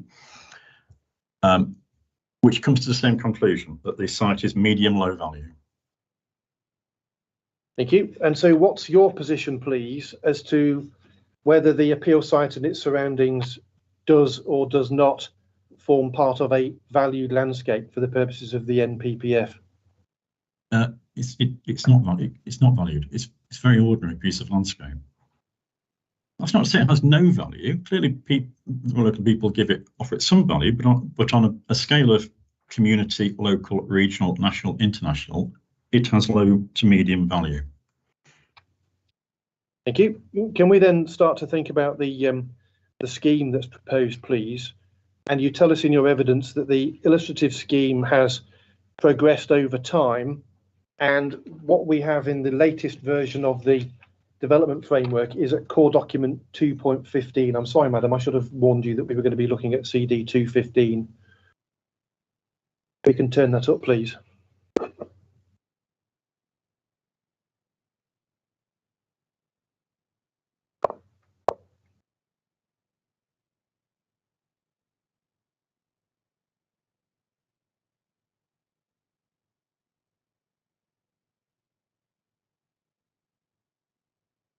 From the point of view of your area of expertise, Mr. Longdon, what are the main aspects of that illustrative development framework that you would want to draw to the inspector's attention, please? The main areas are the fact that the residential development is located on the northern side of the site. So it's located on the flattest part of the site, closest to the existing built-up area of Halstead. But on the southern part of the site, there is an area of green space and woodland that the proposed spine road / bypass goes through. That open space is roughly between 160 metres and 60 metres. So 160 metres to the west, narrowing down to 60 metres in the east, with significant areas of new woodland along the southern boundary, closest to the Bourne Valley. Thank you. And what sort of proportion of the appeal site is proposed to accommodate housing development as compared to the proportion that's proposed for green infrastructure of various types? The site area is 13.34 hectares. The proposed development area, which is the area coloured in beige, is 5.69 hectares. So that's approximately 42% of the site. So less than half the site for development. Thank you. Can we look at your proof of evidence, please, paragraph 6.7? Sorry, can I just correct myself? Can I just correct myself Certainly. there? Sorry, it's 42% for development, plus there's a spine road. I don't want people to think that I'm trying to mislead the inspector. So that the development and the spine road together equals 7.2 hectares, which is 54%. So slightly more than half. Yep. Can we look, please, at your proof, page 14, paragraph 6.7? You summarise the mitigation proposals that form part of the scheme. I'm not going to take you through each of those. They're there to be seen. Paragraph 6.8, you draw attention to the fact that although they agreed with your overall outputs of your LVIA, the council's landscape consultant did suggest that additional mitigation should be thought about in terms of additional planting on the eastern boundary. Is that something that would or would not be possible within the illustrative scheme shown on CD 215? It would be absolutely possible. The development area is shown 23 metres from the edge of the eastern boundary, so it'd be quite easy to get a 20-metre buffer planting in there, woodland planting, which would be substantial and would create substantial filtering, if not complete obstruction of the views from the footpath. Can we then start to think, please, about how you have looked at the impact, both landscape and visual, that scheme, the appeal scheme, would have? And can we turn first of all, please, to the question of earlier landscape character and other similar assessments that have been carried out by the council, and you list them on page 15 of your proof in paragraph 7.1. We've got, as these things tend to have, not very snappily entitled documents, but I'm going to call them the 2006, 2007 and 2015 assessments and studies to avoid tripping myself up with their long names. Taking those assessments either collectively or individually, please, can you tell us whether those are or are not methodologically up to date? None of them are methodologically up to date, and they kind of they make matters worse by being based on the earlier one, which the earliest one is 2006, before GLVIA was produced and had recommendations on methodology for assessing value, and certainly before the latest note about assessing landscape value outside of designations. So none of them follow the recommended methodology for assessing value. In fact, one of them doesn't even follow the methodology that was there at the time for assessing value. It's just made up its own methodology for assessing value. So the methodologies aren't. Which one of the three assessments is that's made up, that didn't follow the methodology that was current at the time it was produced? I think it's the latest one, the 2015 one. Okay. And apart from their approach to assessing value, is there any other important or material respect in which they are not methodologically up to date? Well, the baseline isn't up to date. And I said that, the 2006 one, those areas of woodland to the south and to the west weren't filtering or screening views of the site. So the site was much more open then than it is now, because the landscape evolves over time. And again, the others refer to landscape designations, which are no longer there. And for all of them, the landscape baseline has changed. The most significant issue, though, is that landscape character assessments aren't meant to assess landscape impact for specific proposals on specific sites. That's not their intention. That's not why they're created. They're there for large-scale spatial planning, not site-specific assessments. Okay. The correct document for a site-specific proposal is a landscape visual impact assessment. Okay, so notwithstanding the points you've made about methodology, baseline changes, and the scale of these assessments, let's just have a quick dip into each of them, please, and understand what each of them tells us. Can we have a look, please, first of all, at the 2006 Braintree District Landscape Character Assessment, which you tell us about from 7.7 of your proof on page 16. In relatively brief terms, please, Mr. Longdon, what does that assessment say of relevance to the appeal scheme, and what would you invite the inspector to take or not take from that assessment? It's useful in that it highlights key landscape characteristics of the area that are important to retain or enhance or replicate in any scheme, which we have attempted to do in the scheme by creating new woodland and retaining. Okay, can we just... It's also useful in the fact that it highlights key characteristics of the area that are highly sensitive, none of which are on the site. So when it says the whole area is sensitive because of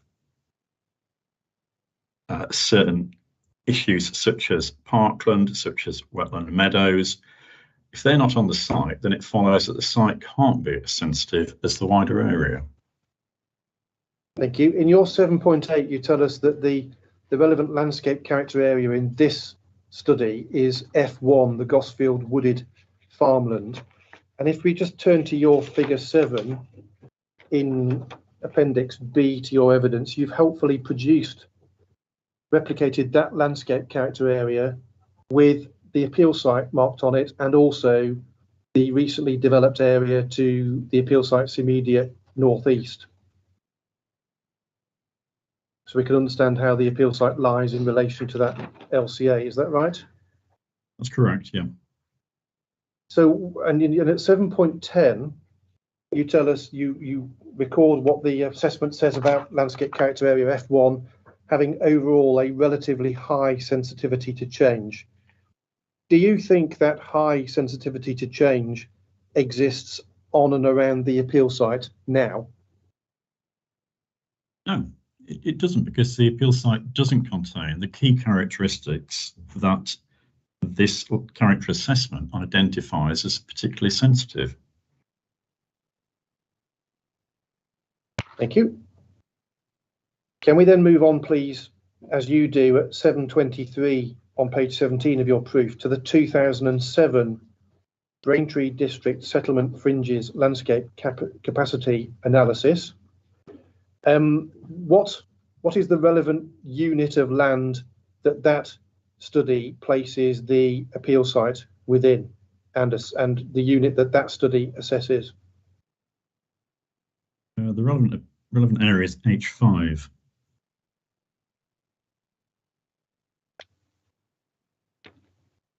which you have shown on your figure 8 in your Appendix B. If I think, please, we just turn that up to see again how the appeal site lies in relation to that. That's correct. A smaller unit than F1 in the 2006 study, and you've marked up the appeal site and the recently developed area again. Is that right? That's correct, yes. And again, can you just talk us through, please, what that assessment says about area H5 and how you think that assessment does or doesn't apply to the appeal site in its up-to-date baseline context? It concludes that the landscape capacity for H5 is low, meaning it doesn't have very much capacity to accept new development. However, it bases that on saying the landscape character sensitivity is high, when I would say the landscape sensitivity for the particular site is medium, based on it having a medium to low value. It assesses the visual sensitivity as medium to high, when it is now, I would assess it as medium to low because of the large woodland blocks that have developed since this assessment was carried out. That's right, it assesses the landscape value as medium to high, when that should be medium to low, and all those would result in it having a landscape capacity that would be medium to high rather than low, in my opinion. Thank you. Then to complete the set of 3, at page 19 of your proof, paragraph 740 onwards, you look at the Braintree District Settlement Fringes Evaluation of Landscape Analysis study, which really does win the prize for unhelpful titles to a document, I think. Again, what unit of land does that study put the appeal site within, please, for its purposes? It puts it in the western half of parcel 5C, which is shown on my figure 9. That's going to say, you've got figure 9 again, you've helpfully replicated that. We can see that it addresses much smaller parcels compared to the other studies, and you've again highlighted the appeal site is occupying broadly half area 5C, and you've highlighted the part of 5D that's now got development on it. Is that right? That's correct. Again, can we do the same exercise for that study, please? What does that document say about the appeal site and its surroundings, and to what extent do you agree or disagree with what it is telling us? Well, it says it has an overall medium capacity for change. The entire site of 5C has a medium capacity for change. But the western half has a different character to the eastern half, which I consider gives it a higher capacity for change than the overall site, because the western half now abuts the edge of Halstead because of the new development to the north. It has a less tranquil character than the eastern half because of the A131 running along its edge and because of the urbanising effect of the new development. The western half has no public footpaths or public rights of way running through it, which the eastern half does. It has more limited land use and land variety than the eastern half, and it is in a poorer landscape condition because of the removal of the hedgerows within the site and the removal of hedgerow along the A131. So all of those would suggest that it has a higher capacity for change, that the site, the western half, has a higher capacity for change than the overall site, the overall area of 5C. Thank you. Even if we take the document's assessment of the overall capacity as being medium, as you tell us in the last bullet of your 744, what does that document tell us about the suitability of medium capacity areas of land as locations for new development? It says that medium, high or high are considered to be the most likely to be suitable as a potential location for development. And that further detail regarding the exact type and nature should be assessed in a landscape visual impact assessment that's specific to the site and the development. Thank you. Let's then turn, please, to what your assessment is of the appeal scheme's effect on landscape character in the up-to-date context, and bearing in mind what you have taken from those previous assessments, which you deal with in section 8 of your brief.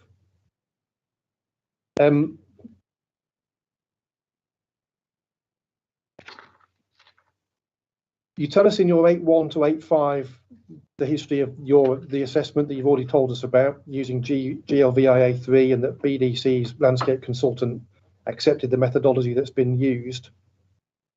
You then, at section 8.6 and following, you draw attention to a number of points that the council's consultant makes, which are points of difference between their assessment and yours. You tell us about your views in relation to those, but I don't want to take up time on this because I want to cut to the chase. Even given those differences of opinion on those detailed issues, was there any ultimate difference between the views set out in the LVIA and the council's consultants' opinions as to the landscape character impacts of the appeal scheme and their acceptability? No, the council's own independent landscape consultant said that there would be no grounds for refusal on landscape or visual issues. Thank you. Just one point, perhaps, please, I just want to get your view on, because there's a point that the parish council have also made this morning. Very bottom of your page 23, paragraph 8.16, you quote from the council's consultant's assessment, where they say that the application site is located on the steep sides of the Bournebridge Valley. What's your response to that, please? Is that right to say that? I don't consider it is correct. If you look at the plan that we looked at earlier, in Appendix B, figure 1, it shows contours, and you can see that the site is on a relatively flat area of land to the north of the Bournebridge Valley. Yeah. So it's not on the steep sides at all. And then there's a separate point that you draw attention to as being made on a number of occasions in the council's consultant's assessment, which is to say that the various landscape character assessments and studies had looked at the application site. Is that right? No, they haven't considered the application site. They make no reference to the site. They refer to larger land areas. Their purpose wasn't to look at individual sites. Thank you. And then you've told us at the beginning of your evidence what overall conclusion was reached by you and the council's consultants about landscape character impacts. So I'm not going to go over that again. Let's look, please, at visual impacts. And you tell us in your evidence that there was information on this in the LVIA itself, but there was also a later photo montage report, which is CD 229. No need to turn it up, but that's the note of where it can be found. The viewpoints that were looked at in those two documents, were they arrived at in consultation and agreement with the council, or in the teeth of opposition from the council? What's the position there? The council made no objection and didn't suggest any further viewpoints, and the council's independent landscape consultant also found no problem with the viewpoints, other than he suggested that we should assess views from listed buildings, which I disagree with. Why is that? Because the landscape visual impact assessment doesn't assess views from residential properties, because there is no right to a view from a residential property, so it assesses views from public areas, publicly accessible areas. And somebody who lives in a 16th century manor house has no greater right to a view than somebody that lives in a 1970s detached house. The listed buildings should be, the impact of views from listed buildings should be assessed in a heritage assessment, and it should be the impact on the building, not the view, people in that building. Thank you. Your proof 913 onwards sets out some of the points of discussion that were raised in the council's consultants report, and at 914 you report the consultants referring to a point about the visual sensitivity of the skyline of valley slopes, a point that's raised but isn't really developed by the council's consultant. Is the appeal site a prominent skyline site? It's not. It's for two reasons. Visual receptors are people at a location. So a valley isn't a visual receptor any more than a listed building is a visual receptor. So if we're looking at views from the Bournebridge Valley, we have to look at views from publicly accessible places, which are the public footpaths and the A131. Those are the only view. It's only from those locations that you should study and assess the views. And from the public footpaths to the southeast of the site, there are no views of the site because of the woodland that's established since LCA 2006 was written. And from the A131, from viewpoint 7.3, there is a very limited view of the site because of intervening vegetation and landform. So there's very limited views of the site, and it has very little impact on the skyline. It would have done in 2006, possibly, when that character assessment was written, but not now. Thank you. You then tell us on your page 29 some points of distinction that there are between you and the council's consultant about visual impacts. And at 920 to 924, you deal with the dispute that there is between you and the council's consultants about the degree of effect on the users of footpath 8819. You say low, the council's consultant said medium.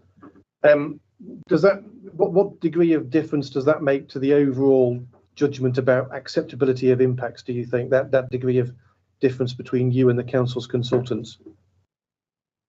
It would make a limit in terms of overall planning balance. It would have very limited impact. And what was notwithstanding that difference about that footpath, what was the council's consultant's overall conclusion about the visual effects of the appeal scheme? His overall conclusion, even bearing in mind his assessment of that, was that there are no visual grounds for refusal.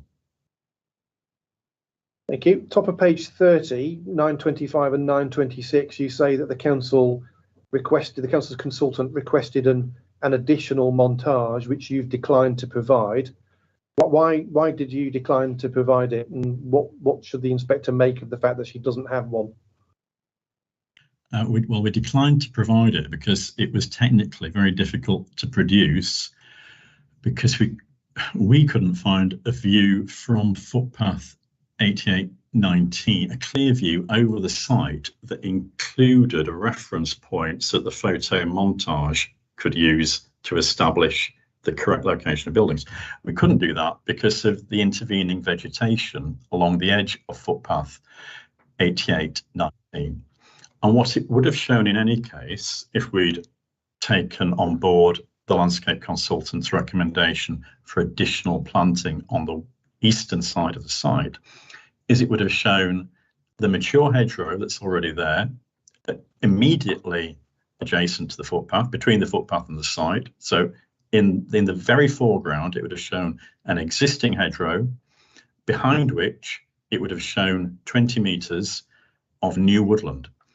So the photo montage would have been of leaves and hedgerow, which we didn't think was necessary, but most people can imagine what a close-up view of a hedgerow and woodland look like. Thank you. 928 of your proof on page 30, you summarise your overall conclusions about the visual effects on various locations, viewpoints around the site. Anything you want to expand on or draw attention to in those 5 bullets in 928? Only that there are a very small number of places where people can see this, would be able to see the site from, and from the rights of way to the west and to the east, and even the right of way immediately adjacent to the site, it concludes that the residual effects would be generally negligible, which means 0 to minor.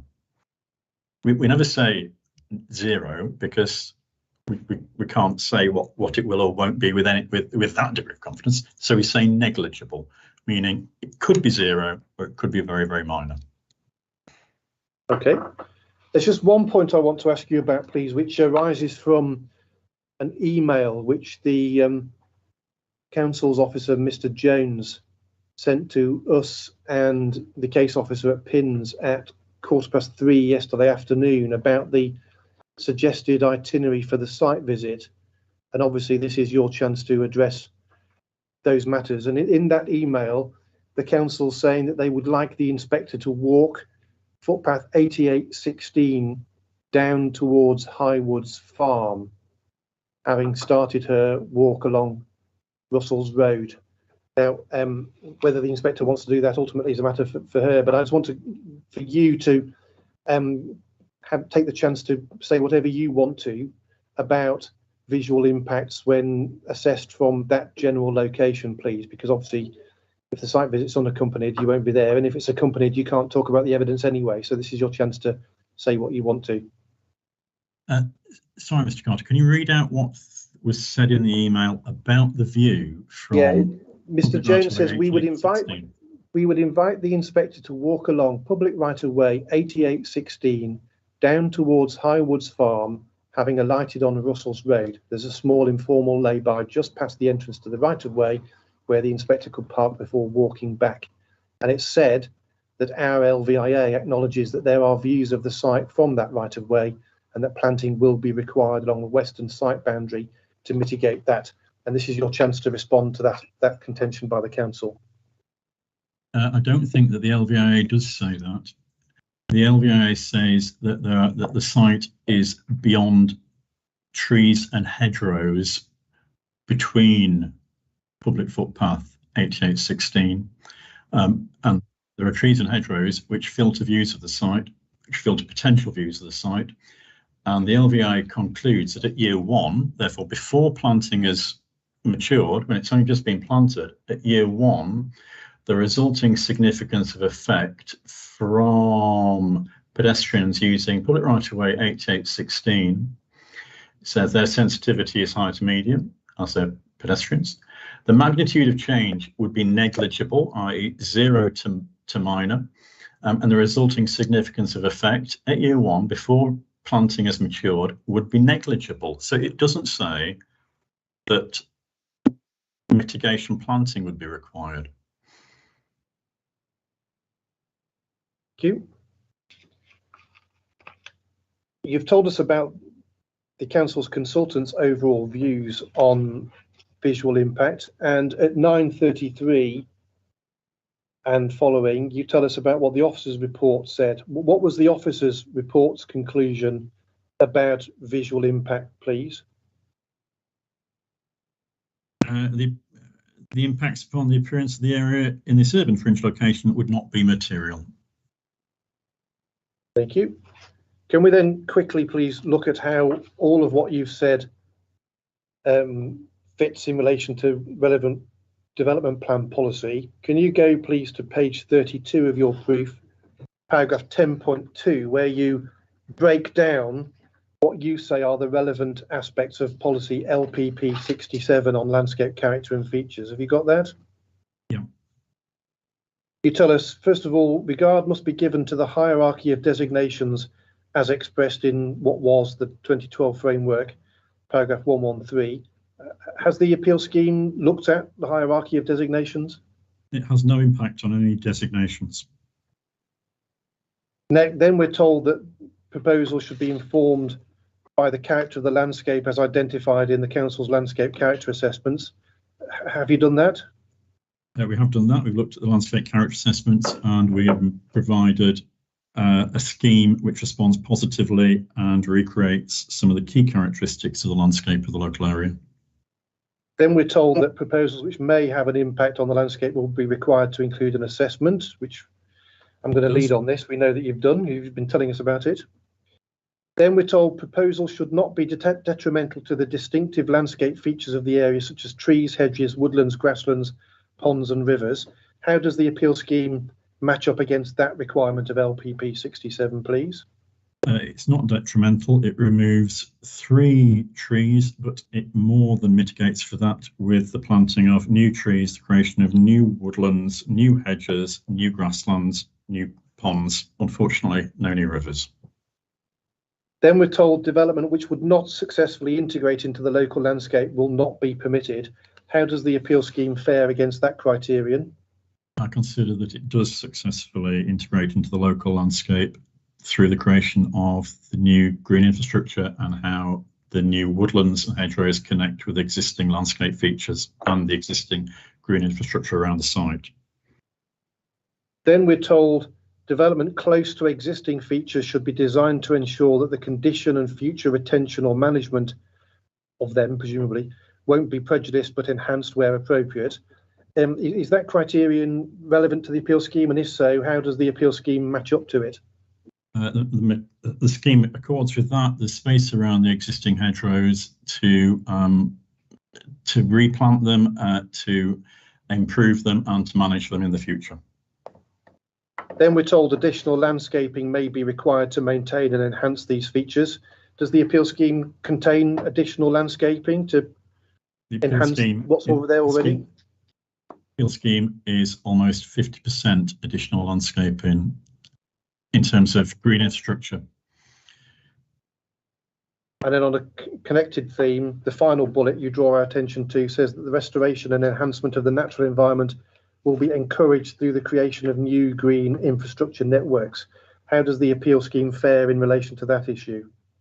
The appeal scheme provides new woodlands, new wetlands, new footpaths, new play areas, new SUDs. So it includes a comprehensive network of green infrastructure. So what's your, taking the policy overall, please, what's your overall judgment as to whether the landscape and visual elements of the appeal scheme comply with or conflict with policy LPP 67? My opinion that the scheme accords with LPP 67. Thank you. Then bottom of page 33, you turn to policy SP3, which is the spatial strategy, and you tell us that there are 2 features of that relate to landscape and visual matters. First of all, future growth will be planned to ensure existing settlements maintain their distinctive character and role to avoid coalescence between them and conserve their setting. That's actually got a number of sub-issues with it, so let's take them individually. What's your position, please, as to whether the appeal scheme would or would not maintain the distinctive character of Holstead?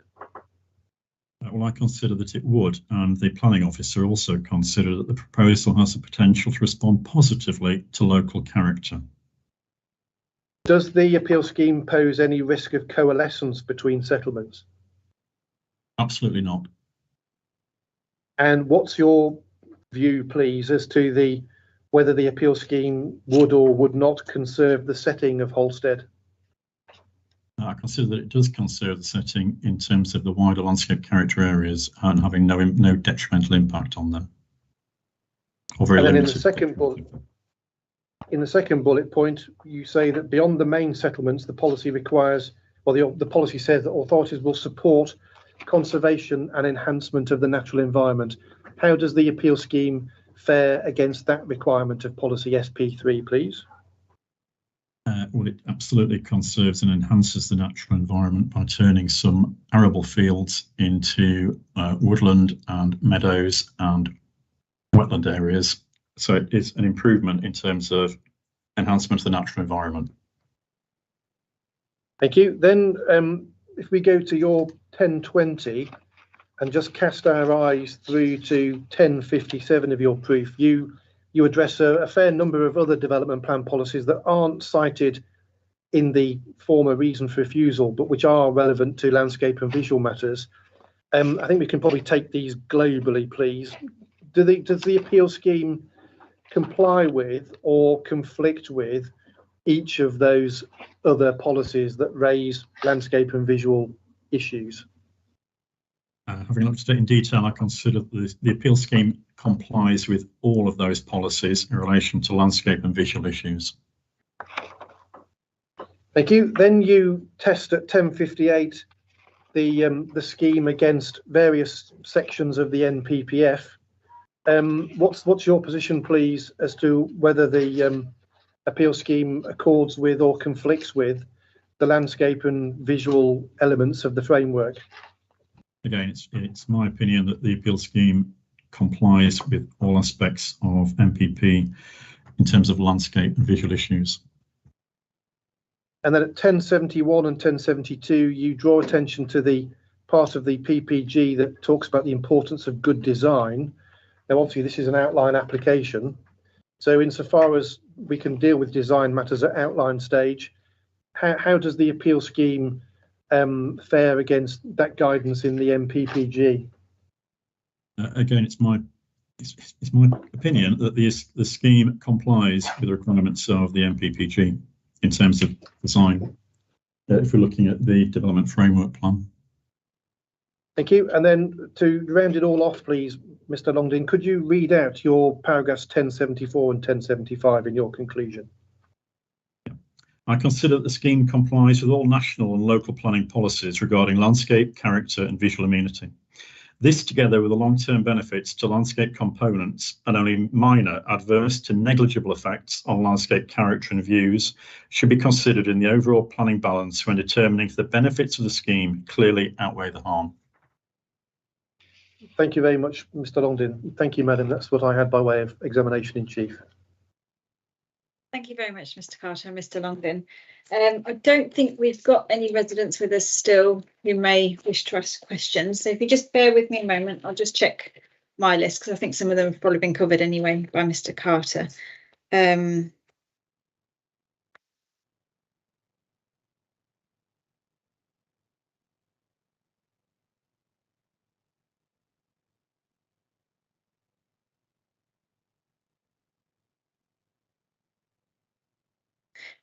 Yeah, I had a question sort of touching back on the issue of tranquil landscape, and you sort of said due to its proximity to the A131 and the housing, and that there weren't any particular public rights of way through that area. And I just wanted to sort of ask you to expand on that a bit. I mean, is the landscape the points where it's never tranquil? Obviously, I've not been yet, but I will visit the site. But is the A131 quite a constant sort of background noise? Just wanted your thoughts on that, really. The A131 is one of the main roads into Halstead, and so to be as objective as possible, when using the word tranquility, I've referred to the planning portal glossary, which gives the following definition of tranquility is the degree to which an area is remote from the visual or audible intrusion of development or traffic to be considered unspoiled. So you can see the A131 and you can also see the development to the north of the site. So those two together suggest to me that the site can't be considered tranquil.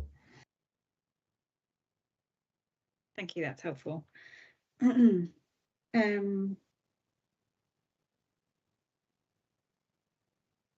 there's reference to the removal of 3 trees. Am I correct in understanding that one of them is a category A and one is a category AB? Is that correct, and whether there's been any issue with sort of the removal of what's possibly a reasonable quality of tree. It's unfortunate that in order to get from one side of the hedgerow to the other, there has to be some removal of trees, but we've tried to locate the spine road so it crosses that hedgerow to cause the minimum loss of trees. Yeah. And the loss of those trees is mitigated by the substantial areas of new woodland and new tree planting. Thank you.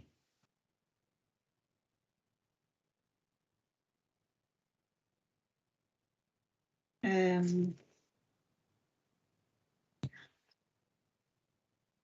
had quite a few questions about the sort of landscape character area documents, which Mr. Carter has covered.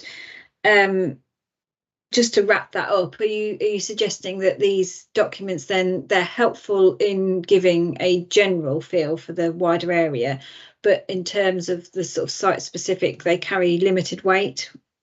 Have I understood you correctly with that? I would say they should carry no weight in terms of site specifics. The national guidance on writing them, as well as GLVA 3, is quite clear that for specific development on specific locations, they're not the appropriate document to use. It should be an LVAA. Their use is in identifying key landscape features that could be incorporated into new schemes to enhance the overall character. Thank you.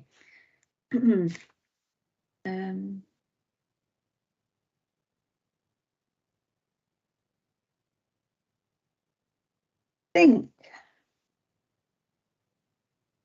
think all my other questions have been covered. Just bear with me 1 second.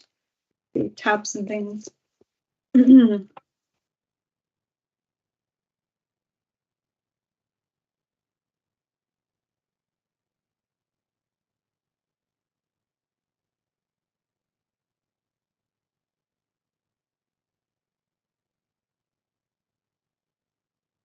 Yep, I think that's all I had left over following Mr. Carter's questions. So thank you very much for your time and for joining the inquiry today. It's really helpful. Thank you. Thank you, madam. Thank you. Thank you, madam. Now, Mr. Carter, we've got Mr. Regan next. It's just 12:20. I wonder whether it would be sensible to have an earlier lunch and break for lunch now, or whether you prefer to do another witness, then have a later lunch and your final witness. I never want to stand between anybody and their lunch, madam. I'm happy to have a break now and deal with Mr. Regan after lunch. Yeah, Mr. Ranatunga, does that work okay for you? Yeah. Okay, thank you. Well, thank you for your time this morning. So we'll break for lunch now, and then we'll take Mr. Regan and hopefully Mr. Dutton this afternoon then. And an hour for lunch, is that sufficient to go out and fetch things? And so it's 12:20 now. If we adjourn until 1:20, and then we'll resume with the examination in chief and Mr. Regan. Thank you very much. Thank you.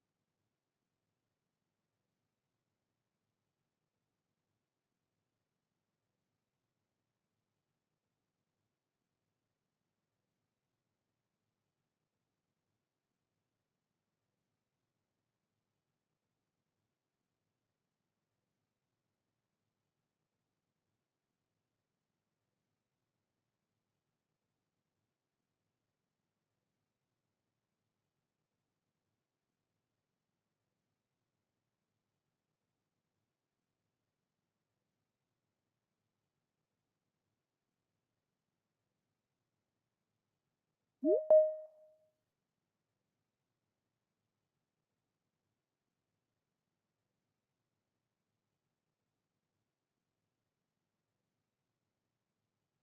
welcome back.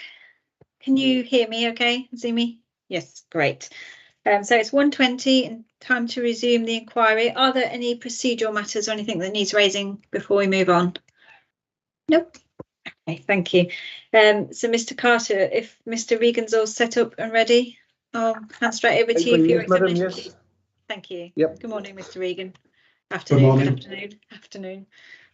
Madam, I'm hopeful that all we'll need for this exercise is Mr. Regan's proof of evidence and the appendices to it. I think you're Luke David Regan, is that right? Correct, yes.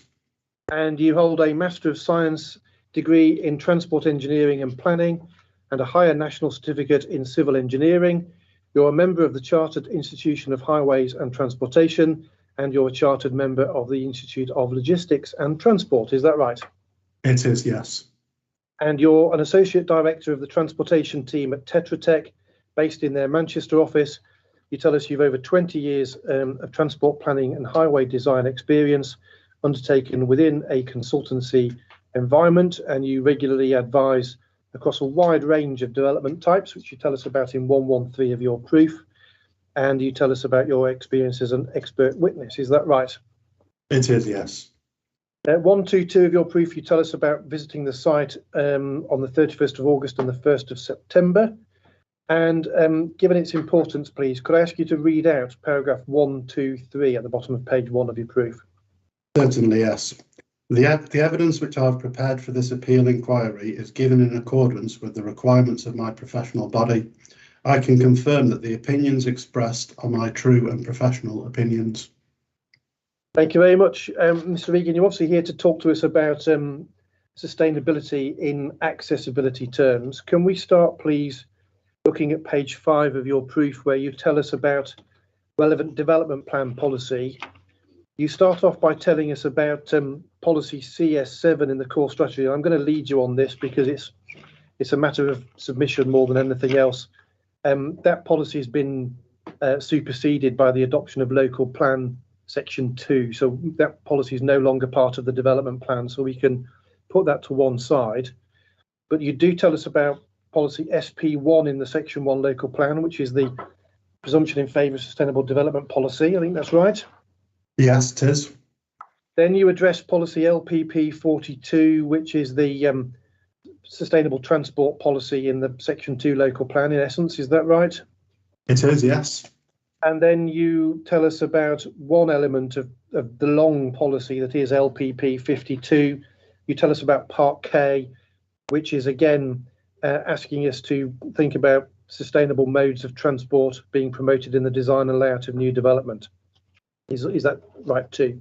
It is, yes. And then you also deal with LPP 45, which is the policy that safeguards the route of the Holstead bypass. Yep. Correct.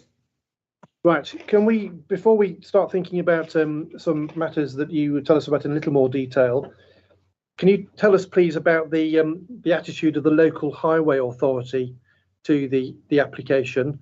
Were they satisfied or dissatisfied with the application from a highway capacity, safety, and sustainability points of view, please?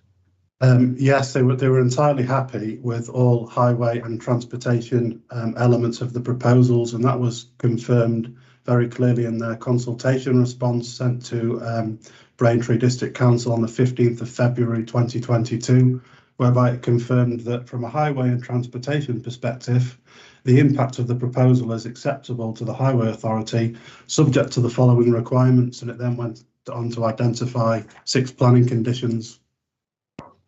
And so far as the officer's report, committee decision was another matter, but so far as the officer's report was concerned, what was the officer's attitude towards the application in terms of highway capacity, highway safety, and sustainable access?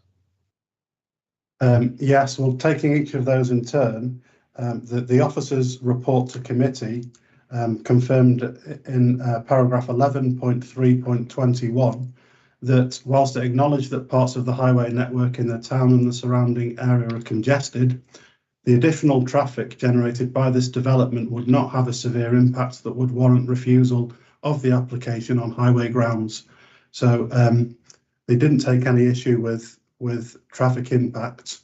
With regards to highway safety, again, they confirmed in the same paragraph, 11.3.21, that the local highway authority was satisfied that safe and suitable access to the site could be achieved.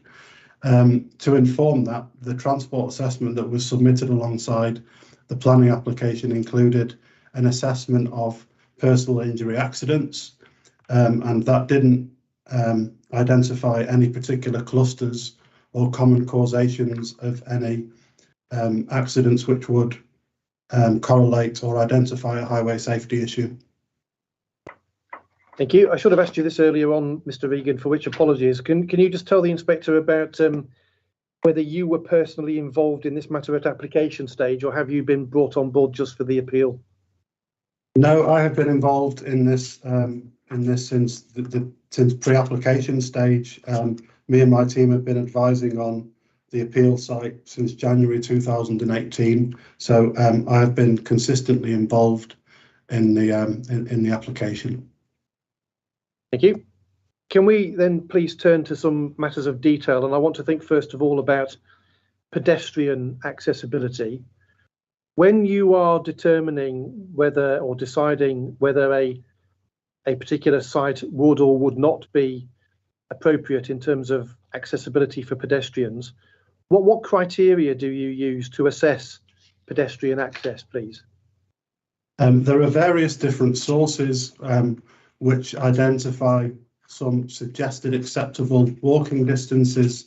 And whilst there are lots of different sources, there is some kind of correlation in terms of what all of those say. And all of those basically accept that car journeys are most likely to be replaced by walking journeys for a distance up to 2 kilometres. And it's worth correlating that to the real world, I guess, in that I think there's a very strong correlation between the 2 kilometre distance and indeed the fact that's demonstrated by the National Travel Survey year upon year, which basically shows that out of all of the journeys, which are up to 1 mile in length, equating to 1.6 kilometres, 80% of those are on foot. So there is a massive bias towards walking as a preferred mode of travel for journeys up to 2 kilometres, which is underpinned by empirical data and the findings of the National Travel Survey. To answer your question slightly more directly, the thresholds that I have referred to in my evidence basically refer to the 2 kilometres that I've just alluded to, which is recognised in the Department for Transport document Manual for Streets, whereby it confirms at paragraph 4.4.1, as I've just said, that a walking distance is up to 2 kilometres, has the greatest potential to replace short car trips. So I have assessed facilities, amenities, services and retail within that distance. It would be remiss of me not to reflect that there are other distances which are often cited, and there is an Institute of Highways and Transport document called Providing for Journeys on Foot, and that also has thresholds which relate to journey purposes and indeed ideal scenario planning. And again, it identifies that a distance of up to 2 kilometres is acceptable for commuting and school journeys, and it also confirms that again in development planning terms, a distance of 1.2 kilometres, whilst it isn't an upper threshold, is a good barometer to be using for assessment of walking. So having regard to all of those things, I have assessed walking distances based upon the distance over which it has the greatest propriety to replace car journeys, 2 kilometres, and a lesser distance just to see how we correlate to a more stringent measurement of 1.2 kilometres. Okay, thank you. And then I think we can see what happens when you assess the appeal site by reference to the guideline distances that you've talked about. Can we turn, please, to your plan LDR1 appended to your proof, first of all? Yes. And just tell us, please, what are the yellow areas and the green areas showing on that plan, please? The green and the yellow areas show the extent of the Halstead built-up area that are accessible within those distances. So the yellow one shows all of the areas of the developed settlement of Halstead, which are within 1.2 kilometres, and equally the green shows the areas, the additional areas of built-up developed Halstead, which are within a 2 kilometre distance. And for the purposes of plan LDR1, where are the journeys measured from within the appeal site? I have taken the central location of the Western development parcel. Now I'm very mindful that within that parcel, as you can see on the framework plan, all of the residential development is effectively to the north of that. But I just wanted to be common in the approach that I took. So I took the central area of the Western development parcel, notwithstanding the fact that the southern part of that parcel is not proposed for residential use. Thank you. And I think if we look towards the northern part of the green area, we can see a concentration of different coloured circles within an inset box. And I think the inset box is telling us to look at LDR2, the next drawing. Is that right? Yes, that's correct. And just talk us through what we can see on your LDR2, please. Yeah, well, the issue that we had was there are so many destinations and retail offers and food and beverage things that we couldn't actually encapsulate them all by showing them on LDR1. So we basically had to do a more zoomed in plan, which is LDR2, which basically just enables us to illustrate more clearly the quantum of destinations which are accessible within a 2 kilometre walk distance. And you can see there, just looking at the legend on the right hand side, there's a whole tranche of retail shops. There's numerous convenience stores and supermarkets. There's various food and drink offers. There are community services, which we've included nursery, daycares, building societies, member clubs, churches, libraries. There are also obvious town centre employment offers, which aren't only the retail and the services where people could work. There are also offices which are included in the legend there. And added to that, there are the normal local services that one might expect to find in any town such as Halstead, and you've got obviously a whole tranche of hair salons and barbershops and various other offers, and indeed there are also health services which will enable people to walk to dentist appointments, to opticians, to pharmacists, and to a doctor's surgery. So I suppose what we just wanted to assess there was the level of local services and retail that will be available within a readily acceptable walk distance for future residents on the site. And I think the legend is quite clear there that there are significant opportunities for that to be the case. I think in terms of the number of facilities that we've got in your key, I think the highest number I can spot is 96. So we've got a list of 96 different facilities that you say exist in Halstead, the relevant parts of Halstead. Yes. Can we just do the similar exercise, please, with plans LDR3 and LDR4? What's the difference between 1 and 2 and 3 and 4? The reason that we wanted to separate it is the site is obviously two distinct development plots, and it's of such a size that people would have to walk different distances depending on where they resided on the site. So rather than just taking one common central point, I thought it more helpful to the inquiry to include a central reference point from the eastern parcel too, because that does affect the distance to some of the local services, destinations and retail.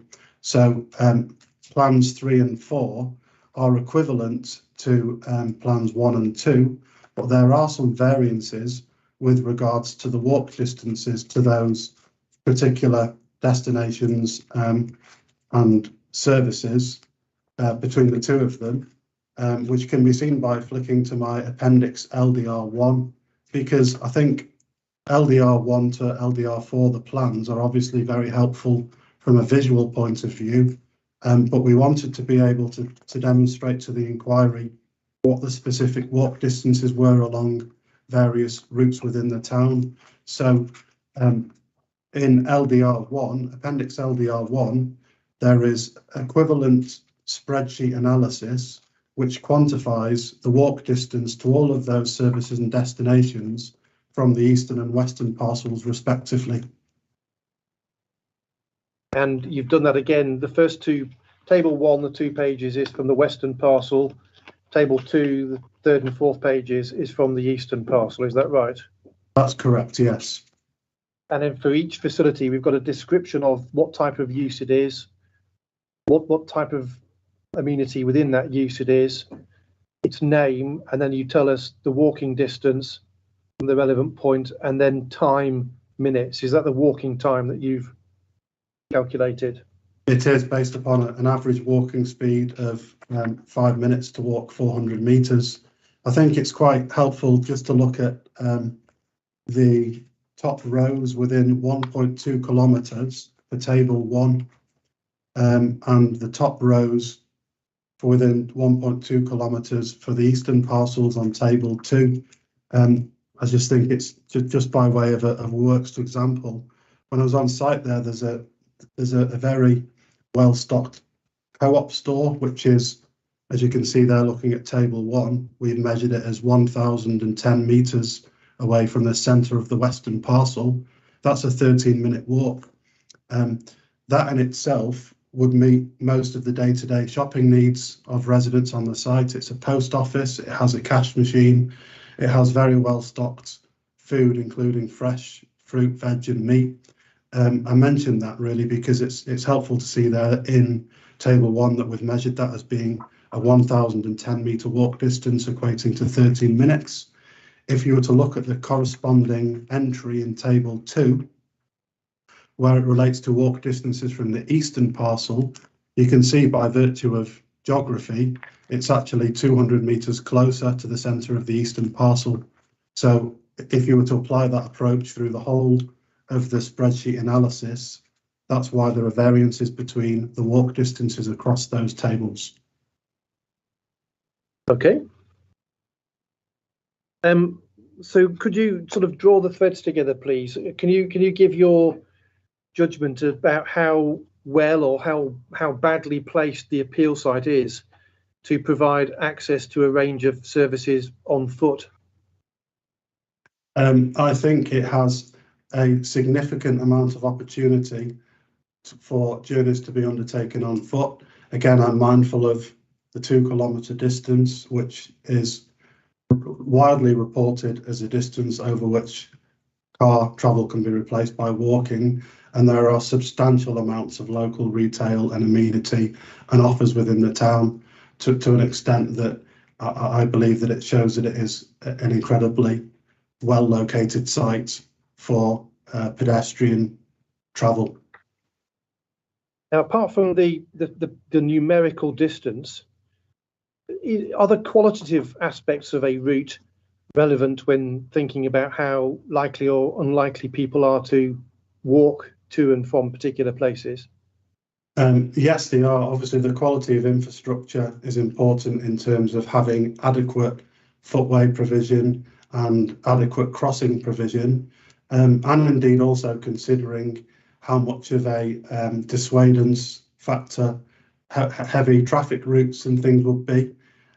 Personal security obviously weighs heavily in the balance as to whether people are going to be prepared to walk, i.e. is it street lit, is it overlooked by passing traffic, by other land uses? And upon my site visits of walking around Halstead, again, I consider that there are obviously a very established pedestrian network across Halstead, which clearly meets the needs of all of the residents of the town today. And I have no doubt that it would continue to meet the future residents on the site too. It would be remiss of me not to mention gradients, because one of the things that I did notice, and it's characteristics of Halstead generally, is that the southern end of the town centre is almost a, so on Bridge Street there, the town centre there, it's almost a very natural low point. Halstead is almost dished. All of the residential areas around it naturally fall down towards the town centre. There are some gradients involved, therefore, walking north along the A131 into the town. But I've looked at other routes around Halstead, and indeed I've walked in from eastern areas of the town in particular, which are very heavily used by people walking around on a day-to-day basis, and the gradients are entirely typical of what can be found elsewhere in the town, and indeed what can be found on the high street. Thank you. And then finally, in relation to pedestrian matters, please, does the appeal proposal include the taking of any opportunities to provide or enhance pedestrian linkages between the appeal site and areas to its north and northeast? It does. It proposes 2 pedestrian and cycle cut-throughs to the recently built residential estate to the north, and it does that because it provides a more attractive route for pedestrians to walk through than necessarily walking along the A131. And from that point, from that existing estate, they are obviously again able to use the existing pedestrian infrastructure. What it doesn't do is propose any pedestrian improvements further afield than the cut-throughs into the adjacent sites, because none of those, there have been no deficiencies identified by the planning authority or the highway authority which need mitigation or improvements to be provided to the pedestrian infrastructure.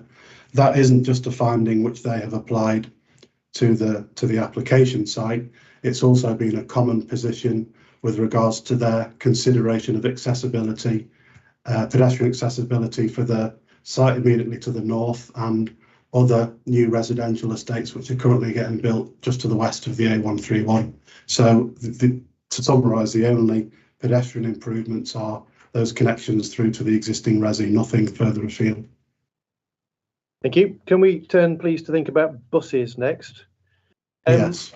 Can you explain to the inspector, please, where the nearest bus stops are and where you can get to by using those bus stops, please? Yes, and I'm going to refer to 2 separate locations in my proof, if I may. I'm going to be looking at page 16 in my volume 1. But before we go there, I think it's quite helpful again just to look at plan LDR1.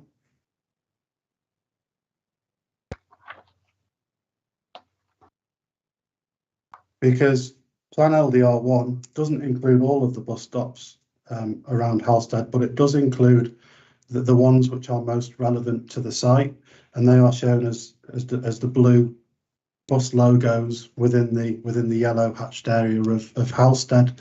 And you can see there that there are existing stops on the western boundary of the western plot on the A131. And there are also stops on Coney's Road and White Horse Lane, which are the blue dots, the blue bus logos just to the north of the site there, which are about a 400 or 500 metre walk away, and again within 5 minutes. The ones on the A131 are clearly no distance at all for residents in the western plot, and slightly more depending on how far through the site you go.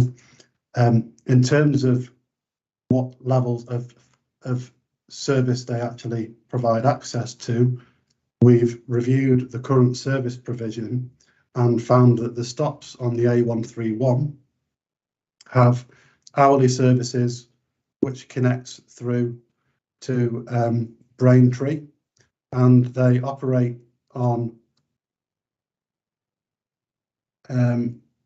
6 days a week from Monday through to Saturday, with equivalent levels of service from 7 a.m. to 7 p.m. So, you know, I would offer that they provide access to standard working hour office jobs.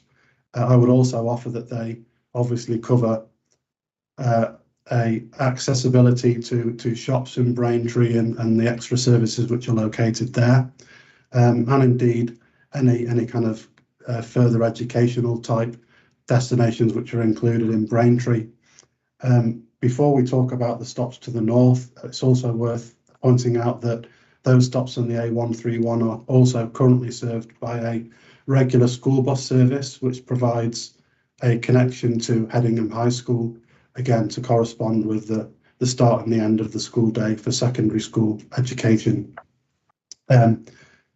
Turning now to the stops to the north of the site, which are again about a 5-minute walk away on Coney's Road, Whitehorse Avenue, they actually have a higher level of service, and the services which are accessible there generally provide a half-hour frequency between Halstead and Colchester. So 2 buses per hour, and an assessment of those has again found that there is an incredibly comprehensive coverage in terms of times. The buses generally serve the Halstead to Colchester route between 6 a.m. and 11:30 a.m. again Monday through to Saturday, with a slightly reduced level of service on Sunday between 9 a.m. and 10 p.m. So just from those services which are a short walk distance away from the site, I think you can see that there is a very good level of regular service provision covering most times of the day where people would need to travel, which covers all of the connections to all of the main surrounding towns, be that Braintree or Colchester. Would the appeal scheme create any upgrading or improvement to any bus infrastructure? Yes, indeed. The local highway authority, within their consultation response, identified 6 planning conditions, of which one of those requested that 2 bus stops would be upgraded to a standard to be agreed with Essex County Council. They didn't stipulate which specific bus stops they would be, but considered that it would be a reasonable condition to impose given the additional travel demands on buses that the site would generate. Thank you. Could we then please turn to the question of cycling? How have you gone about assessing what criteria to use when deciding what is an acceptable or unacceptable cycling distance to expect people to undertake, please? Certainly. PPG 13, whilst it has been superseded by National Planning Policy Framework, was quite helpful in that it provided a corresponding comparative value to the 2 kilometre walk distance over which people would have the greatest potential to move from a car journey to a pedestrian journey. And PPG 13 identified that most people would be have greatest potential to substitute short car journeys up to 5 kilometres. So it's again entrenched in National Planning Policy guidance, a distance of 5 kilometres having the greatest potential to replace short car journeys. And when you apply that 5 kilometre cycling distance to the appeal site, what conclusions have you reached as to the level and range of services that can be accessed by bike? Yes, well, it encompasses the whole wider Halstead settlements. So it includes parts to the north of the town, including the hospital, including significant employment around Bournebridge industrial estate, which is in the northeast of the town. It basically means that the whole town is accessible by cycling. There are also opportunities for some of the smaller surrounding hamlets and residential settlements to be reached, although clearly that would involve cycling on rural roads, which may not be appropriate for every level of cyclist and may just be appropriate for those who are particularly confident. Thank you. And again, apart from the numerical matter of distance, how would you describe the qualitative aspects of cycling routes? Are they attractive or unattractive to cyclists? Again, I think that the roads in Halstead are typical that you would see anywhere. There are obviously the A131, which is quite busy. It has about 900 vehicles an hour on it during peak times, which may provide a barrier for certain people. But there, alongside that, there is a connected network of quieter roads and residential roads, which offer alternative routes to destinations to the north. And again, as we are providing connections through to that existing residential estate to the north for pedestrians and cyclists, there is opportunity for cycling journeys to the town via all of those quieter roads, as was recognised by the Planning and Highway Authority in the committee report. Thank you. Does the appeal scheme propose any improvements that are relevant to cycling through either conditions or a planning obligation or anything of that nature? Yes, a contribution of £300,000 was requested to provide improved cycle facilities within the town, and the Highway Authority have specifically indicated that would be used to either provide formal cycle routes between the site and the town centre, or formal cycle routes between the town centre and the Bournebridge industrial estate, as I said, to the northeast of the town, or alternatively, they would look to target pedestrian cycle crossing facilities on the A131, or indeed provide cycle parking in the town centre. So I think that clearly illustrates that not only is cycling a real mode choice for people, but it would only be further enhanced through the targeting of that contribution. Thank you. Next, please, car journeys. Plainly, there would be people who used cars to get about if the appeal scheme were to go ahead. Well, what sort of length of car journey would be required to access a reasonable range of goods, of services and facilities? Mr. Regan. Again, I'm mindful of the walk distances that are clearly set out in policy and guidance that suggests that pedestrians are most likely to replace car journeys of up to 2 kilometres. Given that includes large parts of the town and indeed the town centre, I think it logically follows that car journeys would therefore be generally for longer distances, certainly in the main. Obviously, people do get in the car and undertake short journeys, and it would be wrong for me to suggest that wouldn't happen here. But if we were to look at general trends and the propensity for people to walk for shorter distances, I think that largely car journeys would probably be to destinations outside of Halstead. I'm very mindful that Braintree is only 6 miles south of the site, and that's perhaps the closest bigger town that people may choose to go to, and I suspect that would be an obvious type destination where people may choose to drive. Thank you. And then can we look please in your proof of evidence at page 19? At the top of the page you've got your table LDR 4.1.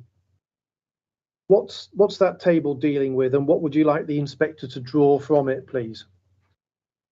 We just really wanted to provide an assessment based upon what information we can garner from the national census in terms of how well placed it is for car journeys.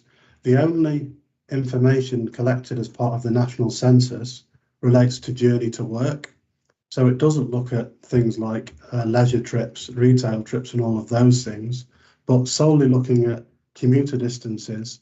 I thought it quite helpful just to illustrate what the Braintree district's average commuter length is for driving, which is the top line there, which shows that the average Braintree district commuter length is 21.1 kilometres. In comparison to that, the Halstead built up area, BUA, of which we are immediately to the south of that. The new residential estate to the north forms part of the Halstead BUA, but considering that we aren't a currently developed site, we are not within that designation yet. But I think that closely aligns with the value that we should be casting our gaze upon for being characteristic of future residents on the site. And it shows that upon average, people within the Halstead built up area tend to drive 3 kilometres less in average to work, which I think is quite a helpful comparison to make. Just in the interests of completeness, I've also included super output area Braintree 003. I've included a boundary plan for that in one of my appendices, and you can see that it includes a significantly larger area and a significantly larger rural area, which I consider to be less representative to the Halstead BUA. But in any event, you can see that whichever measure you choose to apply, be it the Halstead built up area or the more rural Braintree 003 area, the commuter distances on average are lower than the district as a whole. Thank you very much. Is all car travel unsustainable? No, it isn't. I'm also mindful of the National Planning Policy Framework has quite a helpful glossary in the back of it. And if I was just to look at my notes, the Annex 2 of the National Planning Policy Framework includes a glossary which basically provides a definition for sustainable transport modes. And it includes all of the obvious things that we've been talking about, which is safe and accessible means of transport with overall low impact on the environment, including walking, cycling, public transport, car sharing, but also low and ultra low emission vehicles. So I just think it's worth pointing out there that electric cars and low emission cars are deemed to be sustainable travel, and obviously an increasing quantum of the cars in the UK are going to be falling within that category going forward as we chase net carbon type targets and try to reduce emissions. So all cars are not unsustainable, no. An increasing quantum of them are indeed sustainable transport modes as defined by National Planning Policy Framework. Does the appeal scheme include any measures to encourage or facilitate the take-up of electric vehicles? There is a suggested planning condition, which is included at the back of the report to committee, and planning condition 10 stipulates a requirement for a minimum of one charging point per dwelling to be provided. And that obviously the detail of that would be confirmed at reserve matters stage when the specific detail of the layout and the housing unit is identified. But yes, there is a condition which requires charging points for all of the units. Are there any other mechanisms proposed as part of the appeal scheme to encourage the take-up and promotion of sustainable modes of transport? There are, alongside the planning application when it was submitted, we produced a travel plan, and a travel plan is something which, in the most simplest terms, seeks to reduce single occupancy car trips and promote the use of sustainable travel, including car sharing, public transport, cycling and walking, through any appropriate measures, through promotion, and through providing improvements to any deficiencies in provision. That was submitted alongside the planning application, and I suspect that it would be conditioned for implementation as part of any consent. Thank you. Can we then go back, please, finally to your page 5 of your proof, where you set out the relevant development plan policies? And as I say, we won't deal with CS7 any longer. Policy SP1, quite a generic policy, quite a high-level one. But insofar as the appeal scheme engages policy SP1 from your area of expertise, how do you say the appeal scheme fares when it's tested against policy SP1? Well, it requires local planning authorities to take a positive approach that reflects a presumption in favour of sustainable development. Clearly, we've been talking quite rightly about transport sustainability, which is only one strand of sustainability, but I think it's clear that the site scores quite highly with respect to sustainable travel choice and therefore the sustainable travel requirements of that particular policy. Thank you. Can we go on to over the page to policy LPP 42, the policy that deals with sustainable access and requires appropriate provision for pedestrians, cyclists and public transport? How does the appeal scheme fare when it's tested against that policy? Certainly. Yeah, the LPP 42 requires development proposals to provide appropriate provision for all of the following transport modes, so for pedestrians, for cyclists, yeah, and I think it's clear that we are providing proposals with respect to pedestrians. We're providing connections through to the residential estate to the north. Those connections are also provided for cyclists. And added to that, there is obviously the £300,000 Section 106 contribution, which would provide further cyclist improvements across the town, not only to the benefit of residents on the site, but also to the existing community.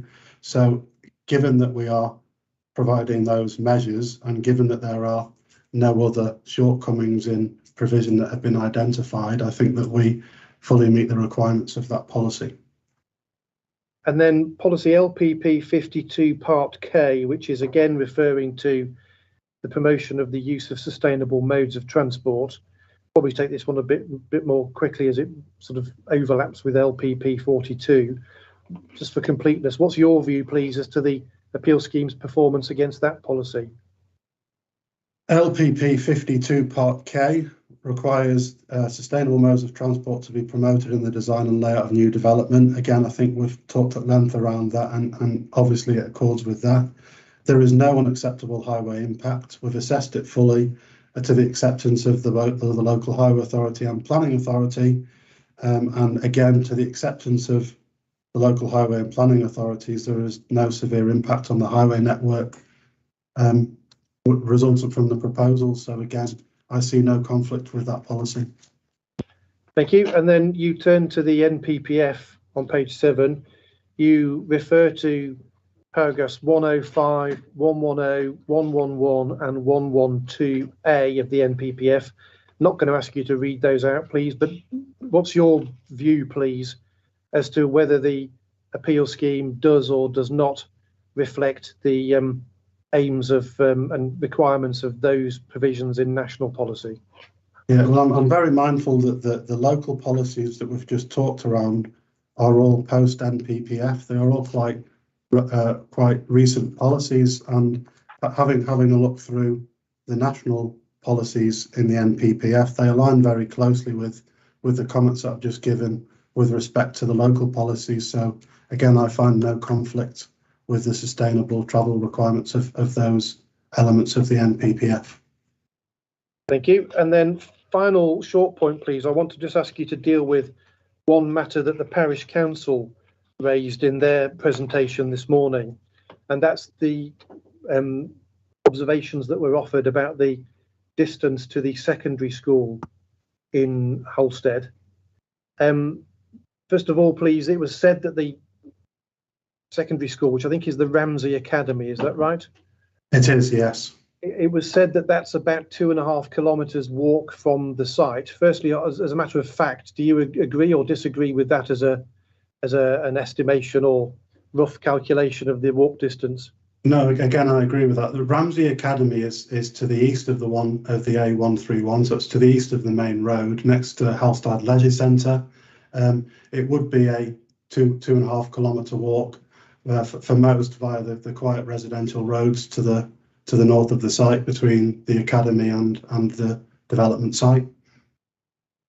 And how would you describe the availability and qualitative aspects of the pedestrian routes that are available to the secondary school? There are various routes that are available. There's obviously routing along the main road is entirely possible using the existing pedestrian crossings and footway provision. When I was walking around for a couple of days, there are also alternative routes which would be equally relevant, which route via the new residential to the north and via the residential roads that can get you to the academy in a direct manner. Thank you. Have the education authority or the district authority or the highway authority ever expressed any concerns about the walking routes for secondary school age children to get to school from the appeal site? There have been no concerns whatsoever raised now. And what observations do you have, if any, in relation to the fact that the walk is 2.5 kilometres from the appeal site? Do we have any criteria that are relevant to an education context that we can evaluate walk distances against? Yeah, there are a couple of measures which I think are relevant. I think that the first obvious one is it is only 500 metres further than the 2 kilometres distance, which has the greatest potential to replace car trips. But there is a more rigid requirement, which is a statutory government requirement, which relates to the provision, to distances over which children are not likely to walk. There is a statutory requirement for free school transport for schools which are more than 3 miles away for children over 8 years old. The inference there being that the government consider that walk distances of up to 3 miles are acceptable for children over 8 years old. And clearly we are significantly within that distance, as we're only 2.5 kilometres away, which is obviously less than 2 miles, never mind 3 miles. So how would you describe the accessibility on foot of the appeal site to the secondary school in Halstead? I would conclude that it is entirely accessible and it is well within an acceptable walking distance, not only having regard to the 2 kilometres cited for having the greatest potential to replace short car trips. It is also demonstrably lower than the walk distance, which would require the government to provide an alternative mode of travel. Thank you very much, Mr. Regan. Thank you, Madam. That's my examination in chief. Thank you very much, Mr. Carter and Mr. Regan. Just bear with me a minute. I'll just check through my list of questions and check whether there's anything that hasn't been covered. Yes, Madam. Thank you. Oh yeah, I just wanted to clarify, I think I've got it right from the plans that you've submitted, but the closest co-op is the East of England Co-op food store, which is on Abel's Road. Is that the closest one? It's off Whitehorse Avenue. That's exactly correct. Yes, it's Abel's Avenue, which is just to the north of the site there. Yeah. Yeah, I just wanted to check I got that right. Thank you.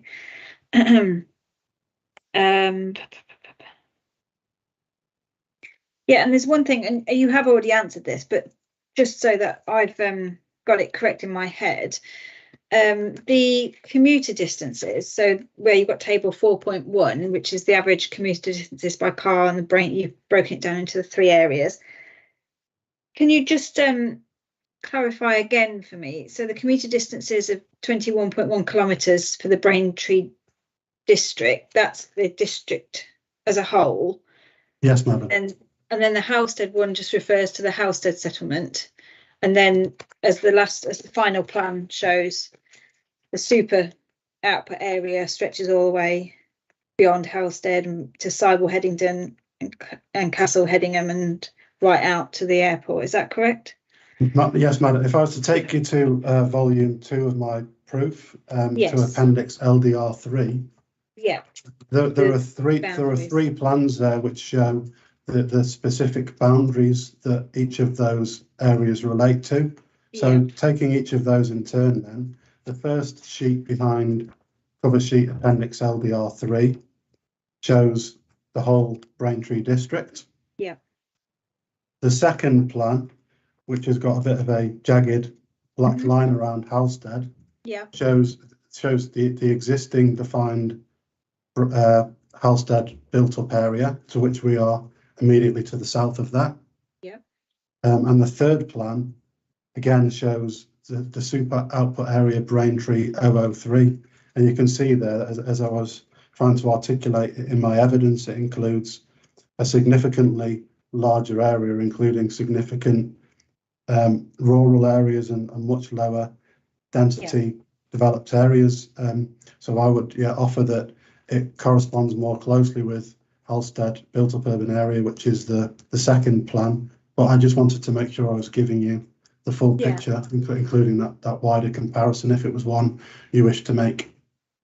Thank you, that's helpful. Yeah, it's what I thought, but I just wanted to make sure I got that correct.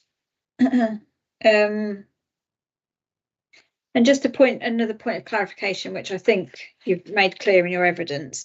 Some of the residents' letters that I've been through raised concerns with the traffic surveys being done during COVID lockdown. But from paragraph 1.2.2 of yours, you visited the site and the surrounding area just within the last couple of months.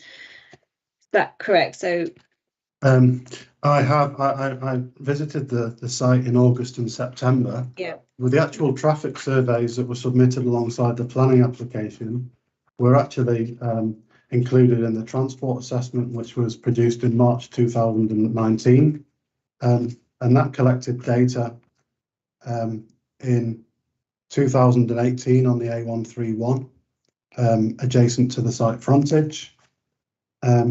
So again, that was before COVID conditions, and as most evidence tends to suggest, it's still perhaps the peak of travel conditions, because obviously since COVID we're all now predisposed to working at home more and living in a slightly more different way. So I'm confident that those are pre-COVID and robust in their application. thank you. Yes, that's helpful. And mine, I've just got two more general points just to check my understanding. When you talked about the cycling distances, you referred to more confident cyclists. Is that for the reasons that if they were to go along the A131, obviously it's a busier road, you need to be more confident, and for the rural roads because they are less well lit or cars travel busy? And I just wondered why you'd expect more confident cyclists to go further.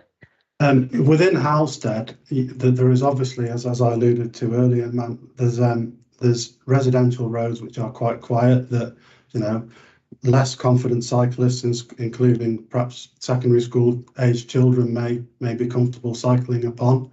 There are also obviously street lighting present. There are importantly lower speed limits on the kind of urban and suburban road network.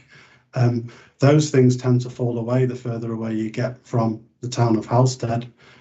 Vehicle speeds increase, street lighting provision decreases, and it becomes a slightly different proposition. So I merely point out that clearly within Halstead and the quieter roads and the street lit environment, it's more inclusive of a wider range of cyclists than would be the case once you start to experience some of those more rural conditions. Thank you. I think that's all of the questions I had then. So thank you very much, Mr. Regan. That was very helpful. Thank you for your time. Thank you, Mr. Madam. Thank you, Madam. So we've got Mr. Dutton, and are you happy to take him this afternoon rather than yes, tomorrow? certainly, Madam. Could we have a short break just to Yeah, allow of him to course. set up in the other room? Yeah, I was going to suggest just a break of sort of 15 minutes, given that we're making good time, and start again at 2:30. Is that all right with you? Yes. Fine, thank you. Yes, madam. Mr. Banatunga, are you happy? Oh, there he is. Are you happy Yes. with that? I am. Can I just raise one point just on housekeeping and just Yes. flag that, please, if I can? I think I'm aware that there was reference to the inspector site visit and the suggested route.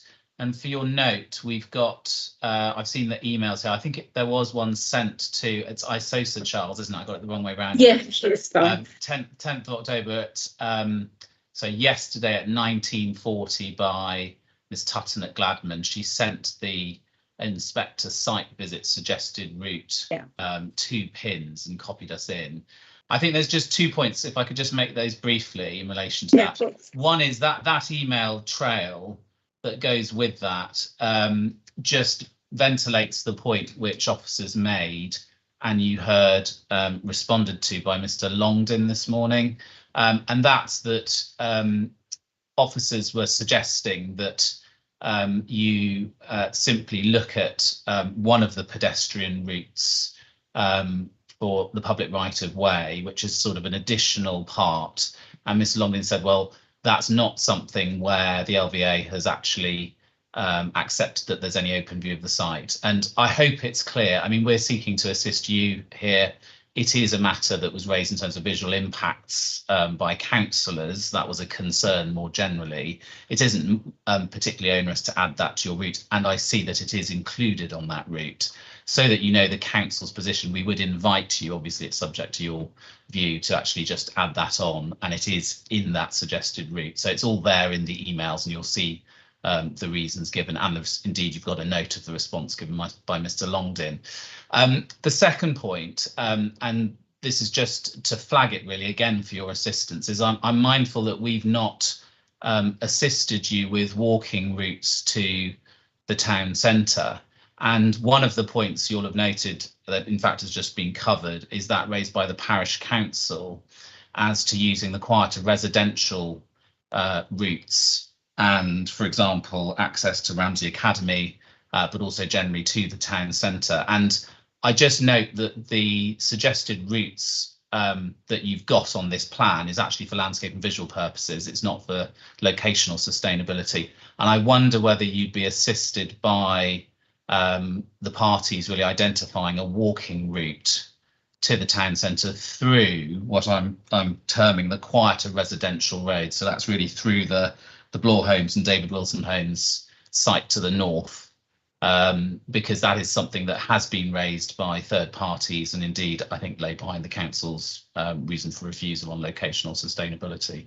If that would be of assistance, we can certainly seek to work with Gladman to identify that on the plan. Thank you. Yeah, that would be helpful. I mean, I would have had a walk round the town anyway, but if you want me to take certain routes so that I've seen everything, and I mean, I'm happy to walk along the A131 as well, then yes, by all means, that would be helpful. Mr. Carter, would you be happy to put together a sort of a town centre route as well, just to make sure I cover everything you wish? Yep. Thank you.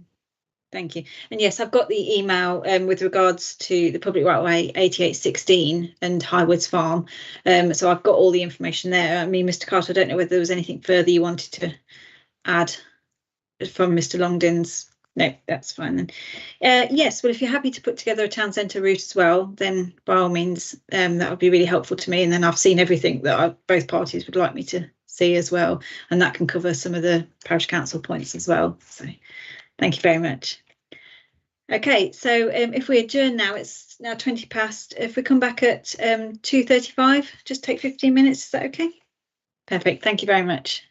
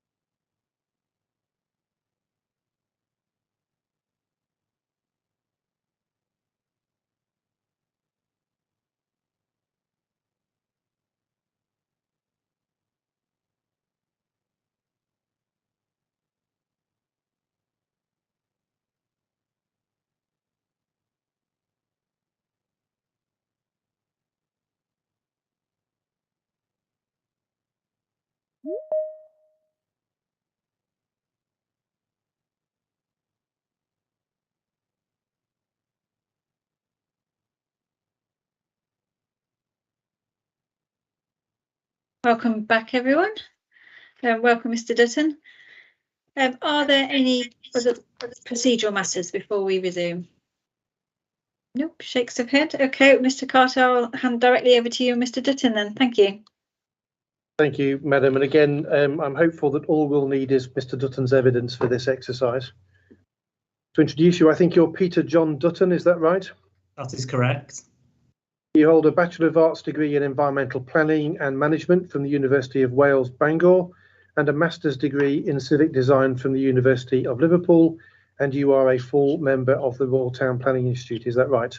That's correct. You're a planning manager with Gladman, where you're responsible for overseeing the promotion of strategic housing development sites through the development plan and application processes. You joined them in April 2013. Before that, you had 6 years' experience as a planning officer in the public sector with Vale Royal Borough Council and then Cheshire West and Chester Council. And in those roles, you were responsible for supporting the authority's emerging development plan documents and evidence-based studies, as well as responding to planning policy consultations. Is that right? That's all correct. Thank you. Can you, given its importance, can you read your paragraph 114, please? Yep. I am familiar with the appeal site, the adopted planning policies of the Braintree District Council area, as well as their supporting evidence-based studies. I confirm that this proof of evidence is true and has been prepared in accordance with the guidance of the RTPI, of which I am a member. I further confirm that the opinions expressed in my evidence are my true and professional opinions. I'm aware that my duty is, as a professional planner, is to the inquiry, irrespective of whom I am employed. Thank you, Mr. Dutton. Can we start, first of all, please, with the question of consistency with the development plan to get that out of the way in the light of section 38(6) of the Planning and Compulsory Purchase Act 2004. Do the appeal proposals accord with or conflict with the development plan when it is taken as a whole? I accept that by virtue of a conflict with policy LPP1, which deals with development boundaries in the section 2 local plan, that the appeal proposals would conflict with the development plan when taken as a whole. Is that conflict the end of the matter? It isn't. In accordance with section 38(6), you then obviously have to go on to consider whether there are other material considerations which would indicate that a decision should be taken otherwise in accordance with the development plan. Thank you. Can we touch on, please, the council's determination of the application and its position on the appeal? We've heard so far today council officers' views on some of the subjects raised by the application, but looked at overall, what was the view of the officer who wrote the report on the merit of the planning application overall when it was reported to committee?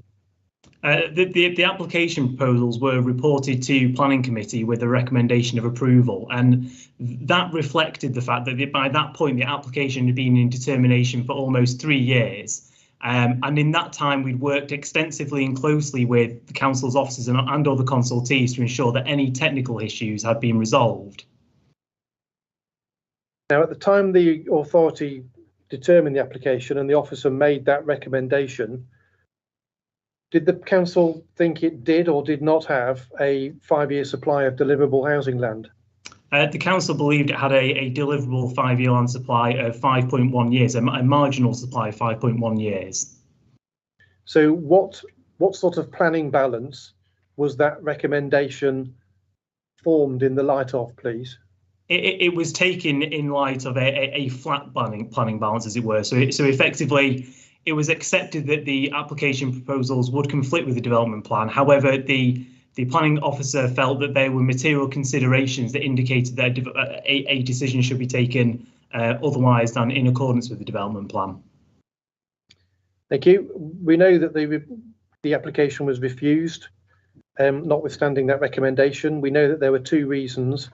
We know that reason for refusal 2 has subsequently been resolved, and we can note, I think, in passing, that your Appendix 4 is the updated minerals resource assessment, which satisfied the County Council as mineral planning authority that there was no viable or workable or practical mineral resource. Is that right?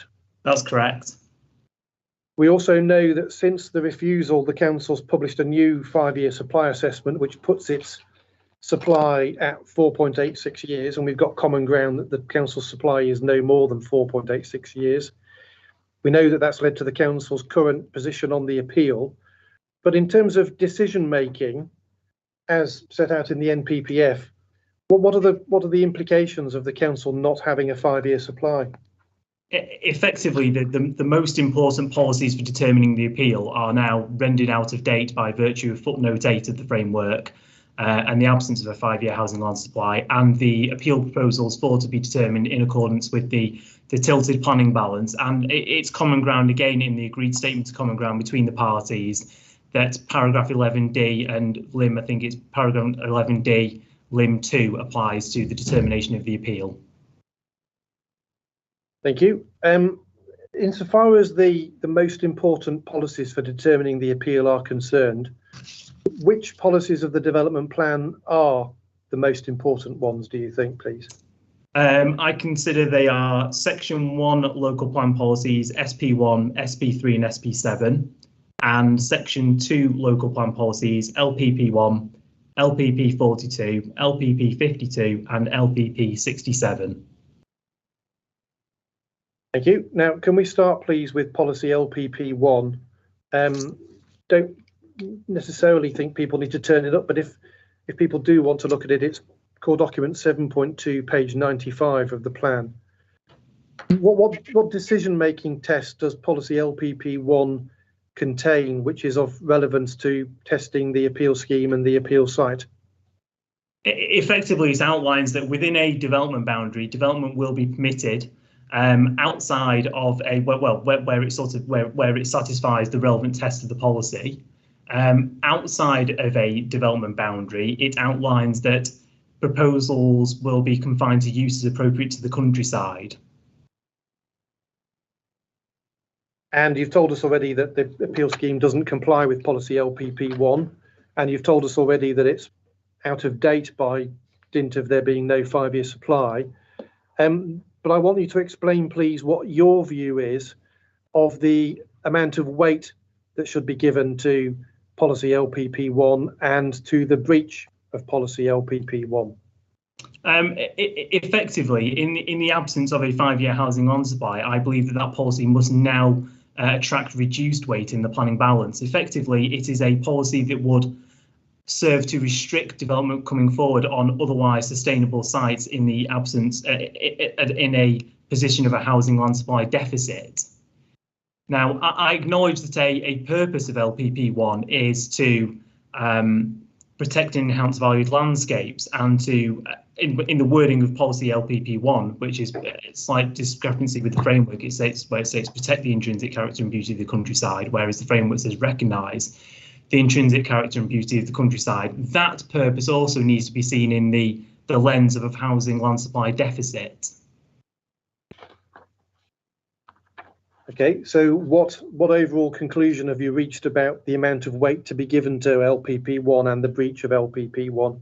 In my view, the policy should now, in the absence of a 5-year housing land supply, taking account of the appeal site's location in a otherwise sustainable location on the edge of one of the 3 main towns in the district, taking account of the evidence from Mr. Longdon on landscape and visual impacts and the evidence from Mr. Regan on accessibility. In the round, my view is that the weight attached to policy LPP1 and a conflict with it should now be limited in the planning balance. Thank you. Having said we won't need any other documents, I'm afraid I'm immediately going to contradict myself. I think it would be helpful if we had to hand core documents 7.1 and 7.2, which are sections 1 and 2 of the local plan, or the relevant extracts of them. And I'd like to start, please, with 7.1, which is the section 1 local plan extracts.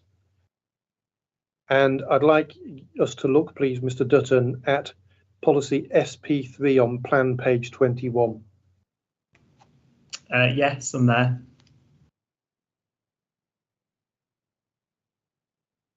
What does policy SP3 deal with, and what does it require or advocate or advise? Policy SP3 sets out the overarching spatial strategy for the North Essex area, so the 3 North Essex authorities. And it essentially outlines that existing settlements will be the principal focus for development growth within the North Essex area within the local plan period, stating that development will be accommodated within or adjoining settlements according to their scale, sustainability and existing role, both within each individual district and where relevant across the wider strategic area. It then goes on to, in the 3rd paragraph of the policy, to state that in section 2 of its local plan, each local planning authority will identify a hierarchy of settlements where new development will be accommodated according to the role of the settlement, sustainability, its physical capacity and local needs. Thank you. And we can see that in the supporting text that leads up to policy SP3 on plan page 20, we've got paragraph 3.3.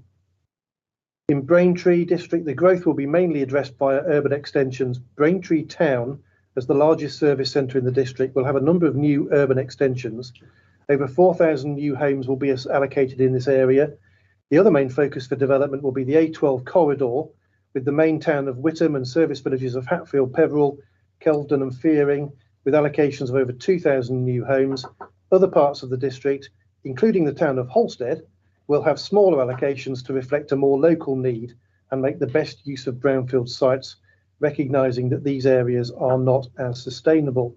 Now, when the council was intending to oppose the appeal, it drew attention in its statement of case to policy SP3 and paragraph 3.3 and set out that it was going to argue that the appeal scheme was contrary to policy SP3. Now, obviously not a point that's being pursued, but I don't want it left hanging. So I want your view, please, as to the merits of any contention that the appeal scheme conflicts with SP3. I don't believe it does conflict with that policy SP3. Again, if you read policy SP3 and what the policy states, it cross-refers to the section 2 of local plan of each local planning authority, stating that that will set out and identify a hierarchy of settlements where further development will be accommodated. If I can then cross-refer to the section 2 local plan in that respect, and go to paragraph, if I can go to paragraph 3.9 in the table which follows paragraph 3.9, which is on page 78, that sets out the settlement hierarchy for the Braintree district area, and within that settlement hierarchy, Halstead is clearly identified alongside Witham and Braintree, with Bocking and Great Notley as one of the 3 main towns within the Braintree district area. If you then go down to paragraph 3.10 of the spatial strategy, it states that taking account of the above hierarchy, along with the constraints and opportunities which have been identified and drawn out in the evidence base, including but not limited to the sustainability appraisal, landscape character appraisal and highways option assessment, the spatial strategy for the local plan is that the broad spatial strategy should concentrate development on the town of Braintree, Witham, the A12 Great Eastern Mainline Corridor and Halstead. So there, the spatial strategy is expressing a clear intention for Halstead to be a focus for growth within the local plan period.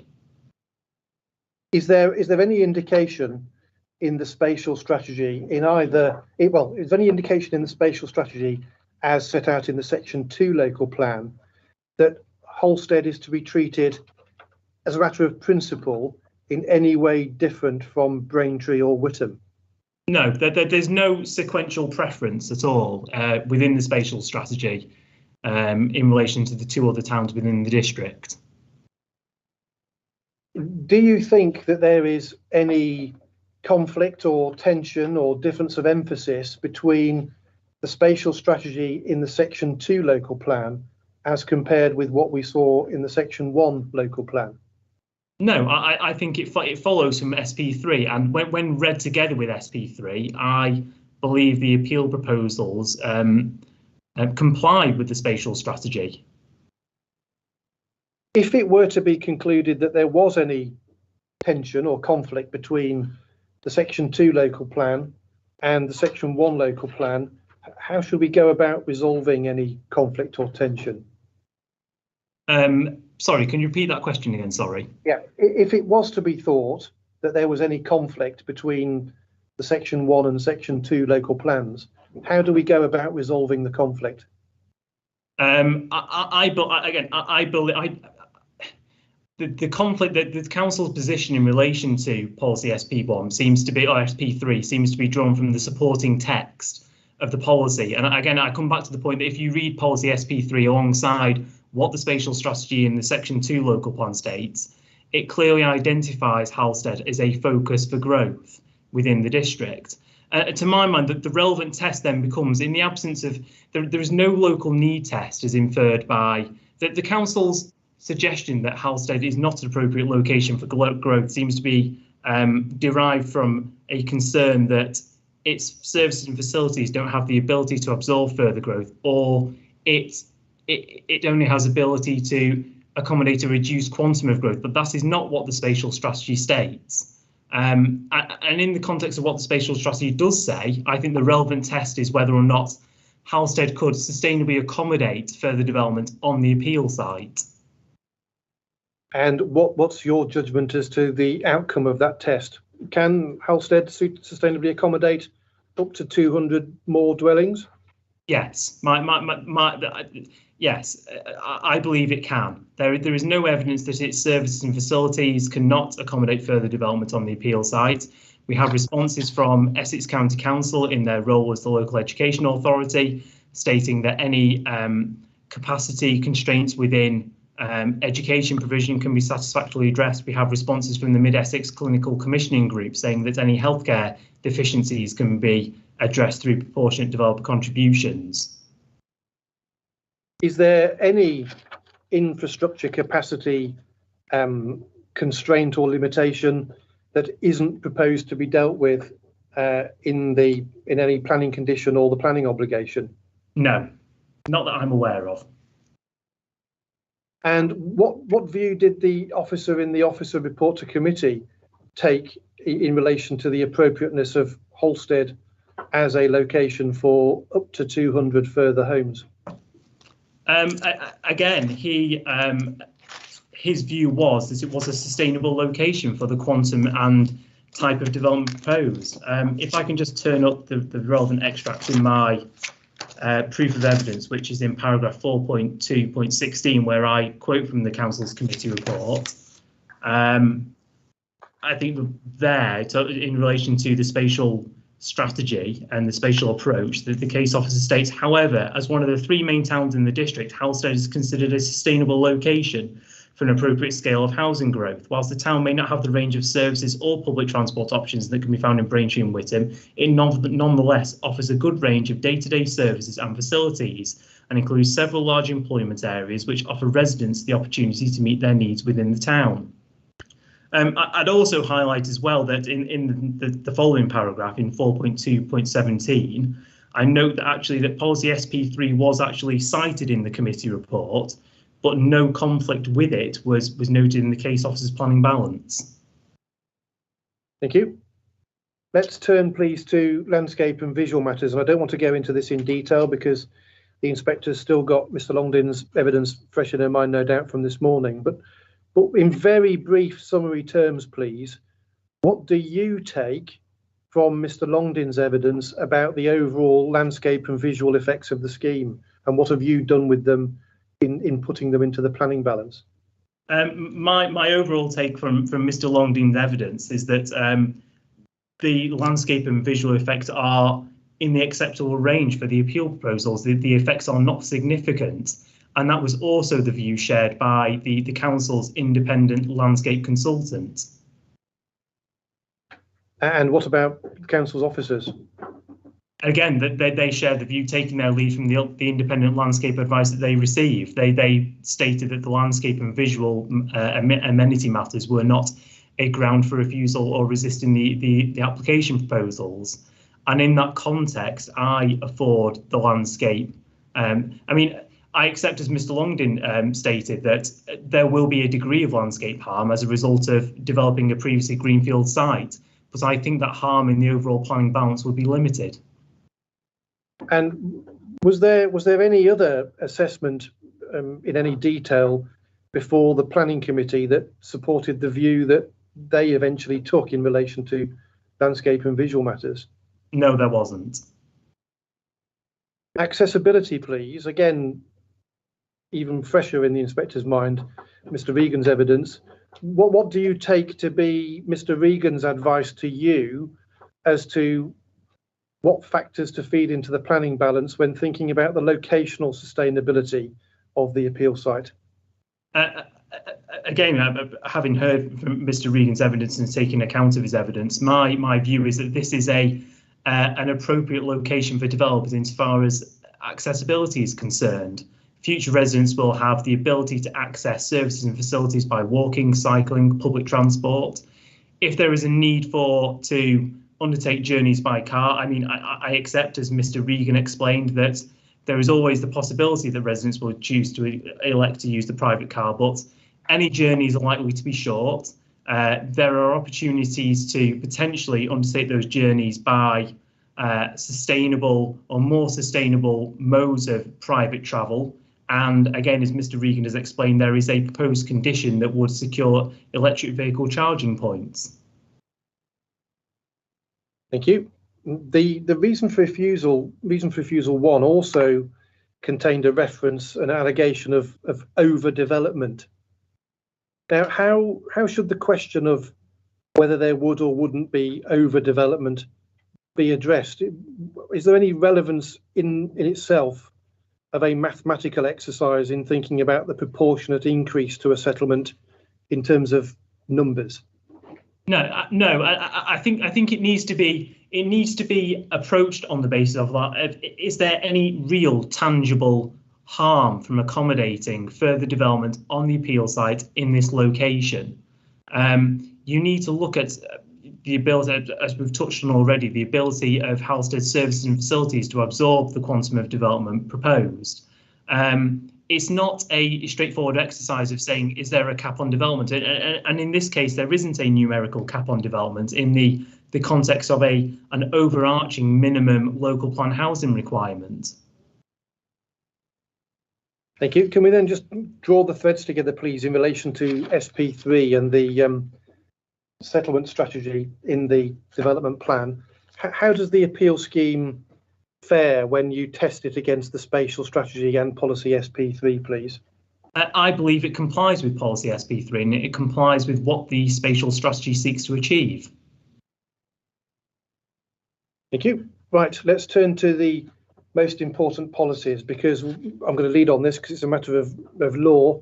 We know that the fact that policies are said to us by the framework to be out of date of itself doesn't tell us anything about the weight to be given to them. We still need to think about the weight to give to most important policies. So let's do that, please. You've told us about policy LPP1 already. I'm not going to go over that again. But could we just perhaps again might help to have the plan policy words to hand. If you go please to core document 7.1, the section 1 local plan, and go first of all to plan page 16, policy SP1, presumption in favour of sustainable development. First question, please. Given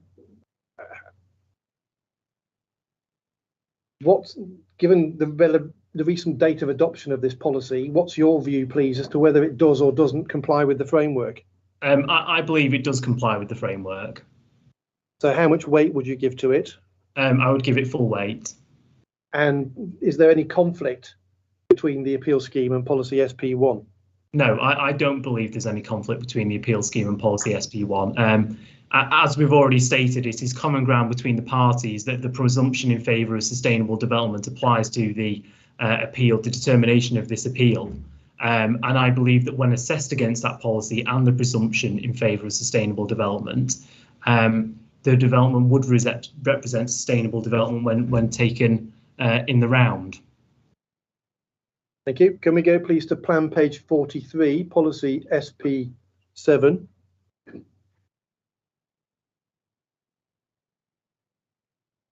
Actually, before we do, can we just go back to think about SP3, because we ought to just deal with the question of SP3 and just get you to formally tell the inspector what your view is about whether SP3 accords with or conflicts with the framework, please, because we need to think about whether it's out of date or not. I believe it is in accordance with the framework, but I think in the context of a 5-year housing land supply shortfall, insofar as policy SP3 did indicate a spatial preference for the location of housing, that would need to be viewed in the context of a 5-year housing land supply shortfall. So in that context, the weight applied to the policy and any conflict with it would have to be reduced. Thank you. Let's then go, please, to plan page 43, policy SP7 on place shaping principles, quite a long policy, basically driving at high standards of design.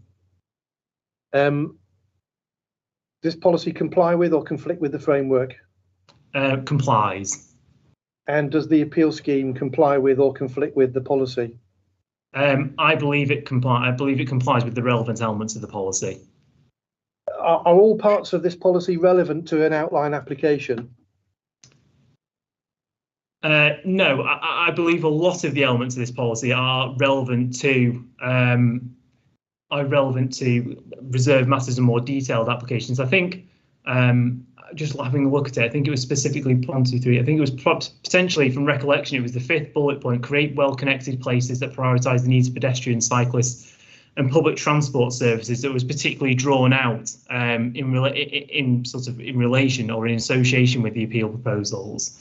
And for the reasons given by Mr. Regan, I believe that the appeal proposals would comply with that element of the policy. Thank you. Can we then go to the section 2 local plan policies that are amongst the most important? And can we go, please, in the extracts we've got to plan page 142, where we have policy LPP 42 on sustainable transport?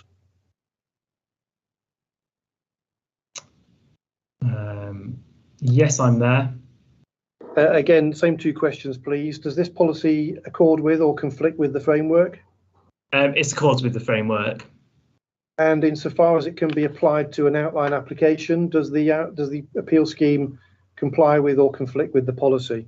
Again, I believe it complies with the policy. Thank you. Can we then go, please, to plan page 162, policy LPP 52, layout and design of development. And I think it's part K that has had its focus drawn to our attention, which is again sustainable modes. Yes.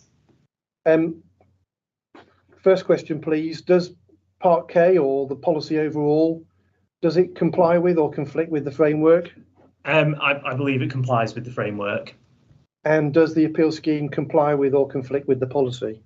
Again, I believe it complies with the policy insofar as it is relevant to the determination of the appeal proposals, noting again that the policy is more sort of geared towards the consideration of detailed proposals. Thank you. And then can we look, please, finally, I think, at plan page 185, policy LPP 67 on landscape character and features. And Mr. Longdon took us through the various elements of this policy, so I don't want to spend time doing that exercise again. But this policy, does it comply with or conflict with the framework, please, firstly? I believe it complies with the framework. And does the appeal scheme comply with or conflict with the policy? I believe, taking account of Mr. Longdon's evidence, I agree with Mr. Longdon's views on this policy, and I believe that the appeal proposals comply with it. Right, thank you. Let's just think about the housing land supply situation in just a little bit more detail, please. Common ground, 4.86 years as at a 1st of April this year base date. Is that better or worse than the last 5-year supply assessment the council produced? It's a worse position and a worsening position, as it were. The council's last, I think it was May 2021 housing land supply position, I think in the published document, was 5.34 years. By the time that we reached committee, that position was 5.1 years as a result of discussions on housing on supply in the appeal forum. It's also worse than the positions which were presented and tested as part of the Section 2 local plan examination. Thank you. What evidence are you aware of as to the local planning authority's ability to address that shortfall and achieve a 5-year supply within a reasonable timescale? I'm not aware of any up-to-date or recent evidence. I'm aware that the most recent April 2022 base-dated 5-year housing on supply statement refers to the potential for Section 2 local plan allocations to come forward to add to the 5-year housing on supply and the deliverable supply of housing sites, but we haven't seen any evidence to suggest when or how those sites will come forward, or in fact any other sites. Thank you. I'll ask you about waiting to benefits and things later on, actually. Third-party concerns. We've had a number of third-party representations raising a number of issues, and we've heard from one third party today. Can you just explain for the inspector's benefit, please, what she can find at your Appendix 2? It is a response to the third-party representations that were submitted during the determination of the original planning application, and our response to them, or my response to them.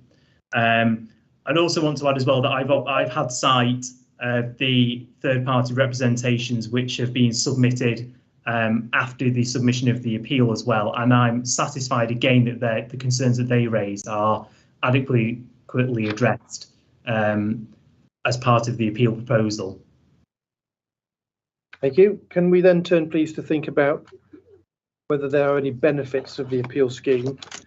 Firstly, the appeal scheme would deliver 70%, I think it is, of the scheme as market housing. Is that a benefit? Yes, in the absence of a 5-year housing on supply shortfall, I believe that is a significant benefit, and taking account of that there is no clarity on when that shortfall will be addressed.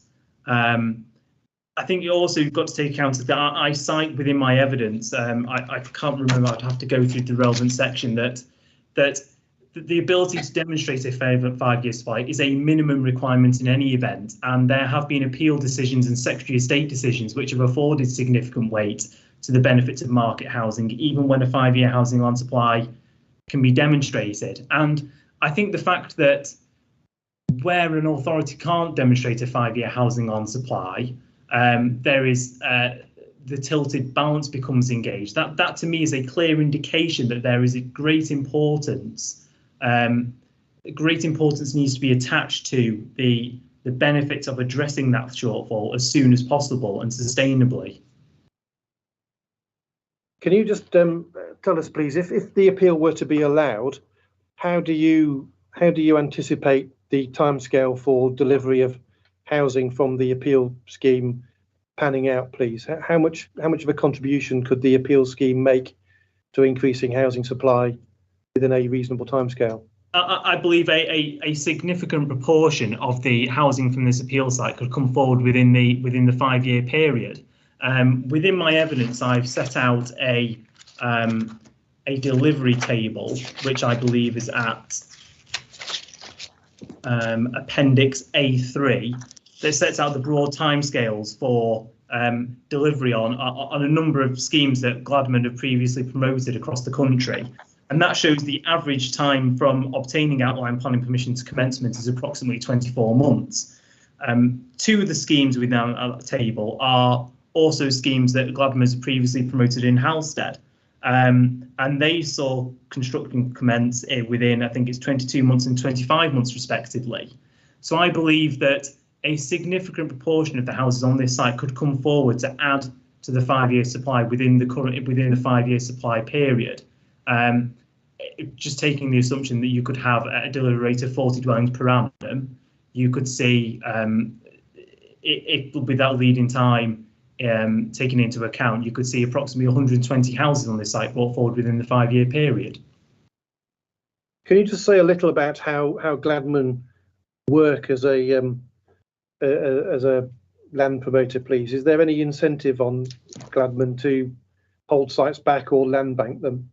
No, not at all. It's in our incentive. It's in our interest to see a return on our investment as soon as possible. So once, in the event that this site is granted planning permission, it will be actively marketed through an open sort of marketing process to invite expressions of interest. And I would anticipate that there would be a lot of interest in this site. When the site is taken on by a house builder, they will equally be motivated to see a return on their investment as soon as possible as well. So I would anticipate that there would be no delay in bringing this site forward for development, and I think that is reflected in the site delivery table that's provided as part of my evidence. Thank you. Is there any suggestion in the conditions list that a reduced time limit condition should be imposed to further encourage delivery of the site? Yes, there is, and again, I've set out in my evidence that we would be happy to accept a condition taking account of the need to add to the deliverable supply of housing sites within the district, that we're happy to accept a condition that requires or applies shortened timescales for the submission of reserved matters applications and the commencement of development. Thank you. Next matter, please. Would the appeal scheme deliver any affordable housing? Yes, it would deliver 30% affordable housing. Is that a benefit? Again, I believe it's a significant benefit, taking account of the position on how affordable housing delivery within the district, which again I think it's table 2 of my evidence on page 27 shows that there has been a deficit of 433 affordable dwellings within the district since the start of the local plan period. And that is also in the context of a picture of worsening affordability, which is highlighted in table 3 of my evidence on page 29. And is the 30% rate compliant or non-compliant with the applicable development plan policy? It's compliant with the applicable development plan policy. How much weight would you attribute to the affordable housing provision as a benefit of the scheme? It's significant weight. Ecological matters, please. Would the ecological impacts of the appeal scheme be positive, negative, or neutral? That they would be positive. It's been accepted again. It's been accepted by I think Essex County Council's Police Services team that there are no ecological constraints to the development of this site, and the development of the site has the ability to deliver gains for biodiversity. There is also a condition as part of the that will be discussed in the condition session, which requires the submission of a biodiversity net gain assessment alongside any reserved matters applications. Thank you. How much weight would you ascribe to the positive ecological impacts that the scheme could have? I would say moderate weight. Would the scheme have economic impacts, and would they be positive, negative, or neutral? It would have positive economic impacts. During the construction phase, there would be short-term benefits in relation to increased employment, and in the longer term, there would be benefits in relation to the enhanced spending power that further residents or new residents of this site could bring.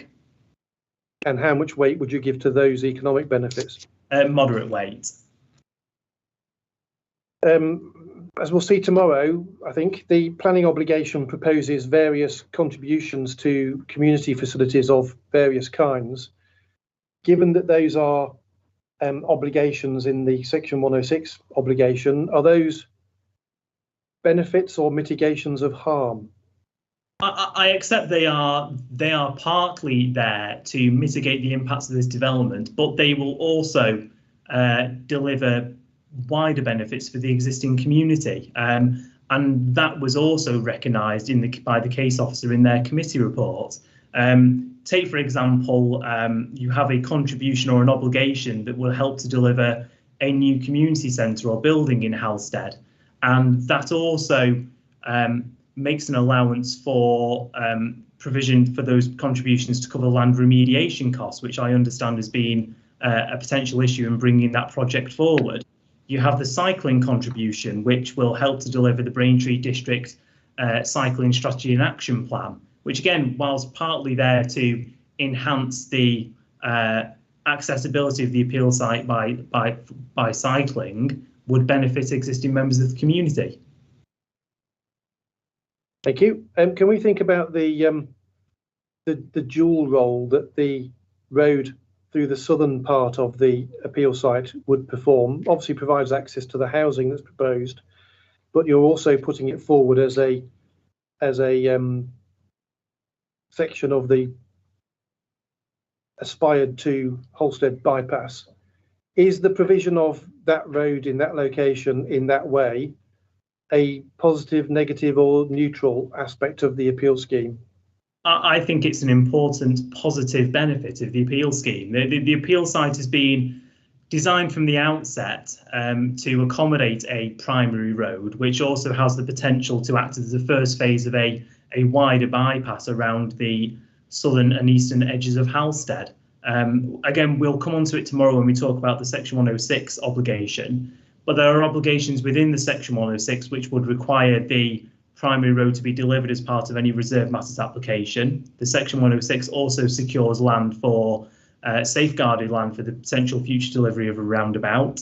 It allows access onto the appeal site to provide for the continuation of the bypass, and that is all free from ransom on the part of the appeal proposals. And in that context, the relevant development plan policy insofar as the bypass is concerned is LPP 45, and that requires proposals to,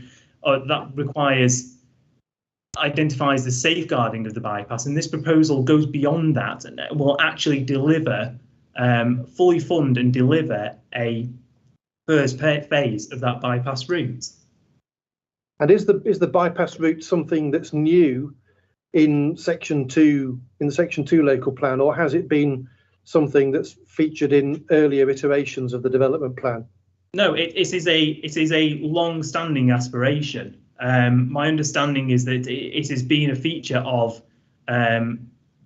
development plans and discussions since the 1990s. It was subject to a safeguarded route within the now superseded Braintree District Local Plan Review, and it is now, again, it is a feature in the current and recently adopted Section 2 Local Plan. And so how would you describe the amount of weight to be given to the provision of a section of a potential bypass as part of the appeal scheme? I believe it is a significant benefit of the appeal scheme, in line with the position that was adopted by the council's case officer in their committee report. Thank you. Let's look at the other side of the balance, please. What first of all, can we just identify what are the types of harm to weigh on the opposite side of the planning balance, please? The types of harm, we have a policy conflict. So I attached to that policy conflict limited weight for the reasons I've explained.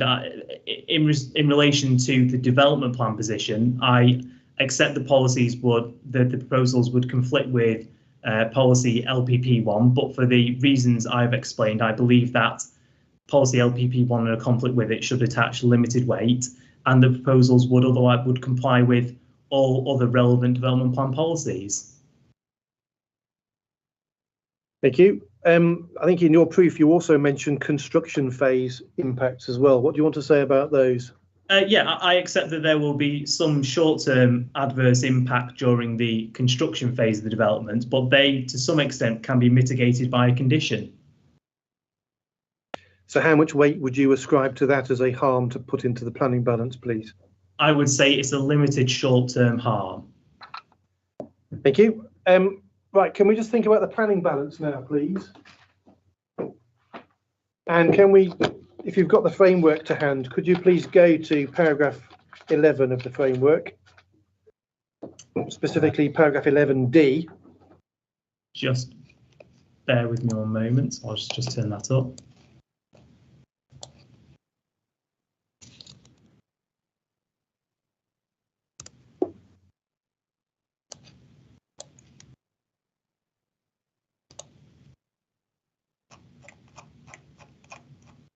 Yes, I'm there. And it's common ground there's no 5-year supply. You've told us that that means that paragraph 11D is triggered in this case.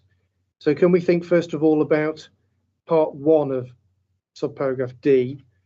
Have you turned your mind to the question of whether there are any footnote 7 policies that provide a clear reason for refusing the application or appeal? Yes, I have. Within, again, just let me go back to my proof of evidence.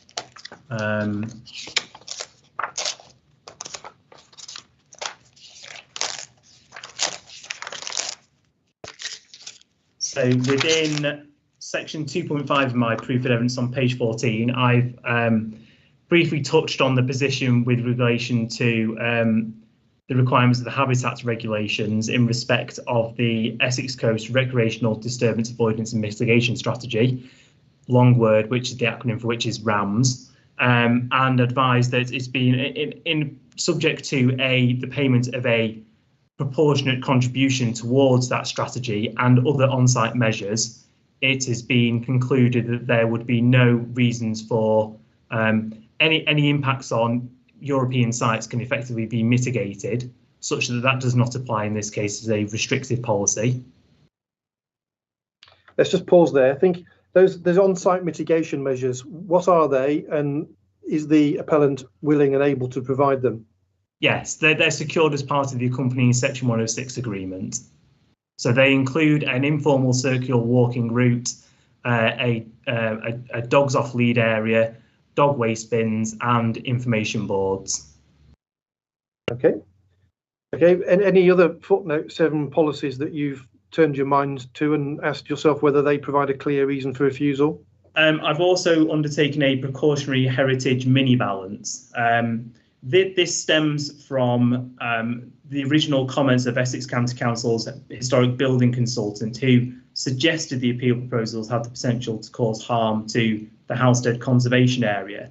Now, I note that in their updated consultee comments, which are provided at, I think they're core document 4.6, they confirmed they had no objections to the proposals. The council's case officer also dealt with this point within their committee report and considered proposals would not incur any harm to the character or appearance of the conservation area. And that was also the conclusion of our heritage consultants as part of their assessment, which was submitted as part of our application proposals. But notwithstanding that, I've undertaken a precautionary heritage balance in accordance with paragraph 202 of the framework, and sort of taking account of the statutory duty to afford considerable weight to the preservation of heritage assets. It is my view that any less than substantial harm to the conservation area would be outweighed by the public benefits of the appeal proposals, such that that would also not be a sort of a limb 1 policy, as it were. Okay, so in terms of limb 1 overall, what's the position, please? Are there any footnote 7 policies that provide a clear reason for refusing the application? There are not. So we go on to part 2, which is the familiar tilted balance. What's your approach and conclusion, please, to the application of the tilted balance in this case? My approach is that there are not any harms that would significantly and demonstrably outweigh the clear benefits of the appeal proposals. And if we bring everything back to the ultimate legal test in section 38.6, you've accepted that there's a breach of the development plan, and we know that that ordinarily means refusal unless material considerations indicate otherwise. But what's your position, please, on whether there are or are not material considerations that indicate allowing the appeal notwithstanding the development plan breach? I believe there are clear material considerations that would justify allowing the appeal. And can we just draw all of that to a conclusion, please, by going to the council's opening statement, if you've got that to hand, please?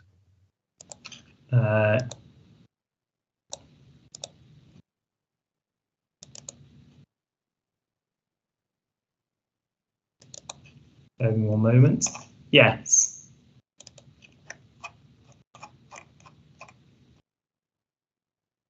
And we can see that 3 lines into paragraph 14 of the opening. As a result of those discussions, whilst the council maintains that the appeal scheme would be contrary to its development plan and would give rise to harm as set out in its statement of case, the council accepts that the harm does not significantly and demonstrably outweigh the benefits of the appeal. Let's break that down. The council maintains that the appeal scheme would be contrary to its development plan. Do you disagree? No, I don't. I don't disagree. And insofar as the appeal scheme would cause harm, whether or not as set out in the council statement of case, do you agree or disagree that there would be some harm from the appeal scheme? Yeah, I accept that there will be some limited harm from the appeal scheme. And then the council says it accepts that the harm doesn't significantly and demonstrably outweigh the benefits of the appeal, and you've just told us that you're of the same view. The paragraph finishes there, but can we take it to its logical conclusion, please? If the council now accepts explicitly that the harm does not significantly and demonstrably outweigh the benefits of the appeal, what's the next logical step in the chain of reasoning, please, Mr. Dutton? Where does that take us? With that being the relevant test, the logical conclusion is that the appeal should be allowed. Thank you very much, Mr. Dutton. Thank you, Madam. That's my examination in chief.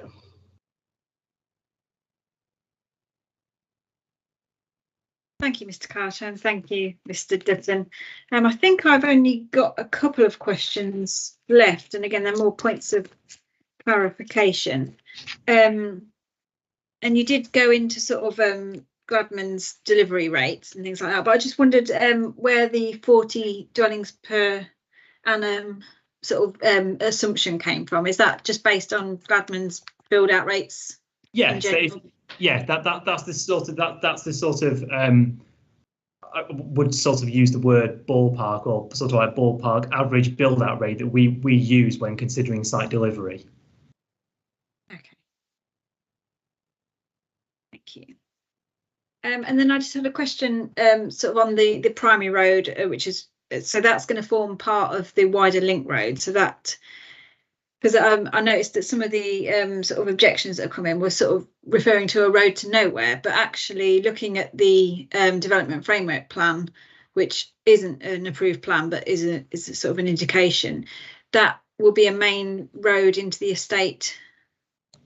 Anyway, so it's going to be used essentially. So it's a dual purpose road effectively that's been, the design of which meets the specification, Essex County Council specification, such that it could form the first part of a wider bypass, but it will also be used to access the appeal proposals.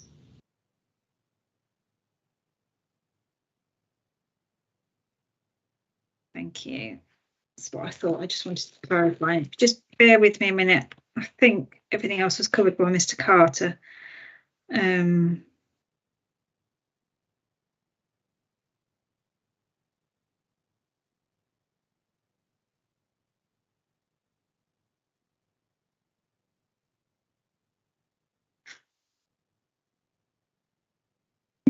think that's it for me.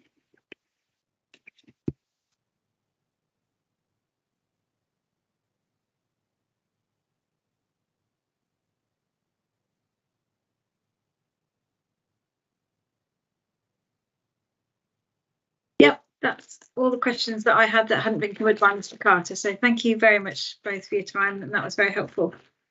Thank you. Thank you, Ma'am. Thank you, Madam. That's my case. Fantastic. Thank you very much. I think it's probably helpful to discuss sort of how we're going to go. I'm mindful that it's sort of 3:30 and probably a reasonable time to call it a day, so we can take conditions in section 106 in the morning. In terms of your closing submissions, obviously we've got a few days scheduled, and I just wonder whether sort of the remainder of today and then perhaps a longer break tomorrow after the conditions or before conditions in section 106 would mean that you want to get it done tomorrow afternoon, or whether you'd prefer to stick with sort of the timetable, take the conditions and section 106 tomorrow morning and then come back the following morning, Thursday morning, for closings. I'm sort of in your hands as to how long you need to write them, really, whether you have any strong feelings. Madam, I'll let you into a little secret, which is that my closing speech is largely already written because of the peculiar nature of this inquiry. So I shall be ready to deliver it tomorrow morning as soon as we've dealt with conditions and the planning obligation, and our preference will be to crack on. Right, okay, Mr. Ranatunga. Yes, it won't surprise you to know I think I reserved 15 minutes to address you as necessary. Unless something arises from conditions in 106, I don't anticipate closing, because I've set out the position of the council in the council's opening. So I could keep with that timetable of dealing with closings tomorrow morning as well. Okay, thank you. That's really helpful. So did you want to resume at 9:30 tomorrow, or would you prefer 10 o'clock? Can we ask for 10 o'clock, please, madam, just to make sure that we can deal with anything that crops up that we're not able to finalise this afternoon, because I'd like to get the obviously the conditions in as full a shape as possible for you by tomorrow morning. Yes. And we've got the walking route to think about and other things that we just tidy up, and the 10 o'clock start would help with that. Yeah, of course, that's not a problem at all. With regards to the section 106, you sent me it in advance just to have a look through. Just to confirm, obviously you haven't heard from me because there's nothing major that's leapt out at me. There's a few points of clarification, a few sort of explanations, but no sort of fundamental issues that arose. So hopefully that won't take us too long either to sort of go through that. But I've got the draft conditions. I've now got the one that's got comments from both parties on. Is that what we'll be working from tomorrow, or are you anticipating any changes prior to tomorrow? I'm not sure that version you've got is the actual latest one, madam. Right, okay, that's fine. Yeah, that's fine, no problem. Just to be clear on that, I think I've got a second version which was updated from the updated one. That's where I am. So I think that's the most up-to-date one, which you may not have seen, madam. One was circulated at 12:30 today.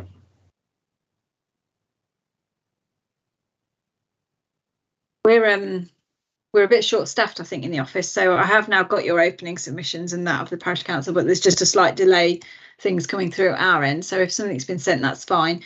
And I can work from whichever version I've got, and then we can update it at the session. That's not a problem at all. So that's fine. I'll leave that with you. I've seen an email come through about working on the walking route. So that's in hand. And I've got the council's details now, also of people's qualifications and things. So thank you for that as well. So I think we're up to date with what we're expecting today then. And if you're happy to call it a day, then that gives you a little bit of time to work on things this afternoon and tomorrow morning, and then we can regroup, see where we are tomorrow. So are there any other procedural points or anything before we leave today? Yeah, thank you, madam. Okay, fantastic. So it's now 3:30, time to adjourn, and we'll resume at 10 o'clock again tomorrow morning then. So thank you very much for your contributions. Thank you. Have a good evening. Bye.